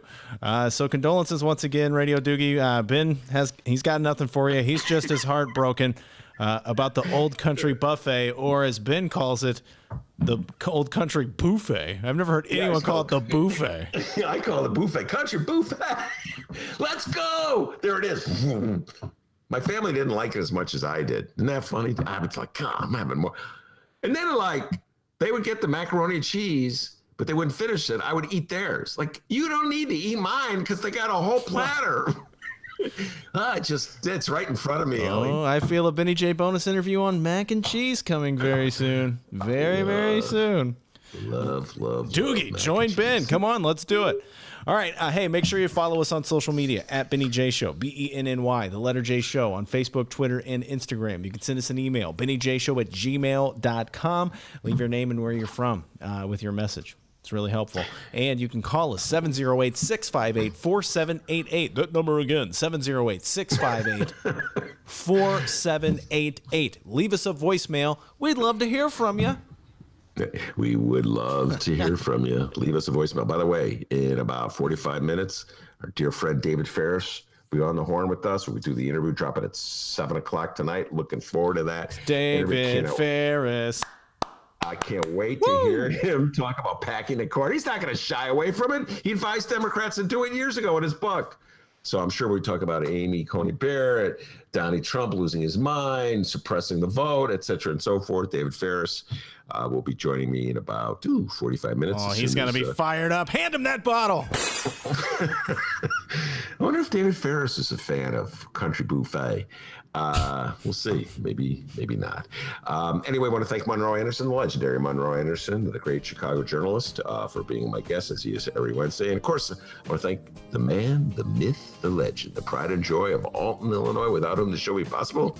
And as David Ferris and Monroe Anderson and Amy Coney Barrett will tell you, back home in Alton, they call him Dennis. That's it. Just Dennis. Give yourself a raise. Take it out of petty cash. See you tomorrow, everybody.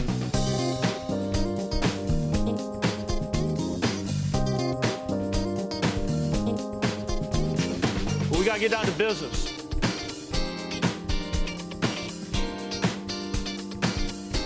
We got to get down to business.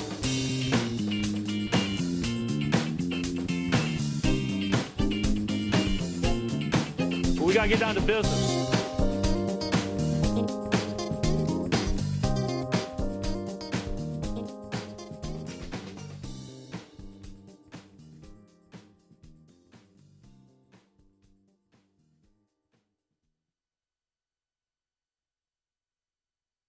Springfield politicians, they promise they won't tax retirement income if their constitutional amendment passes, but their measure lets them increase income taxes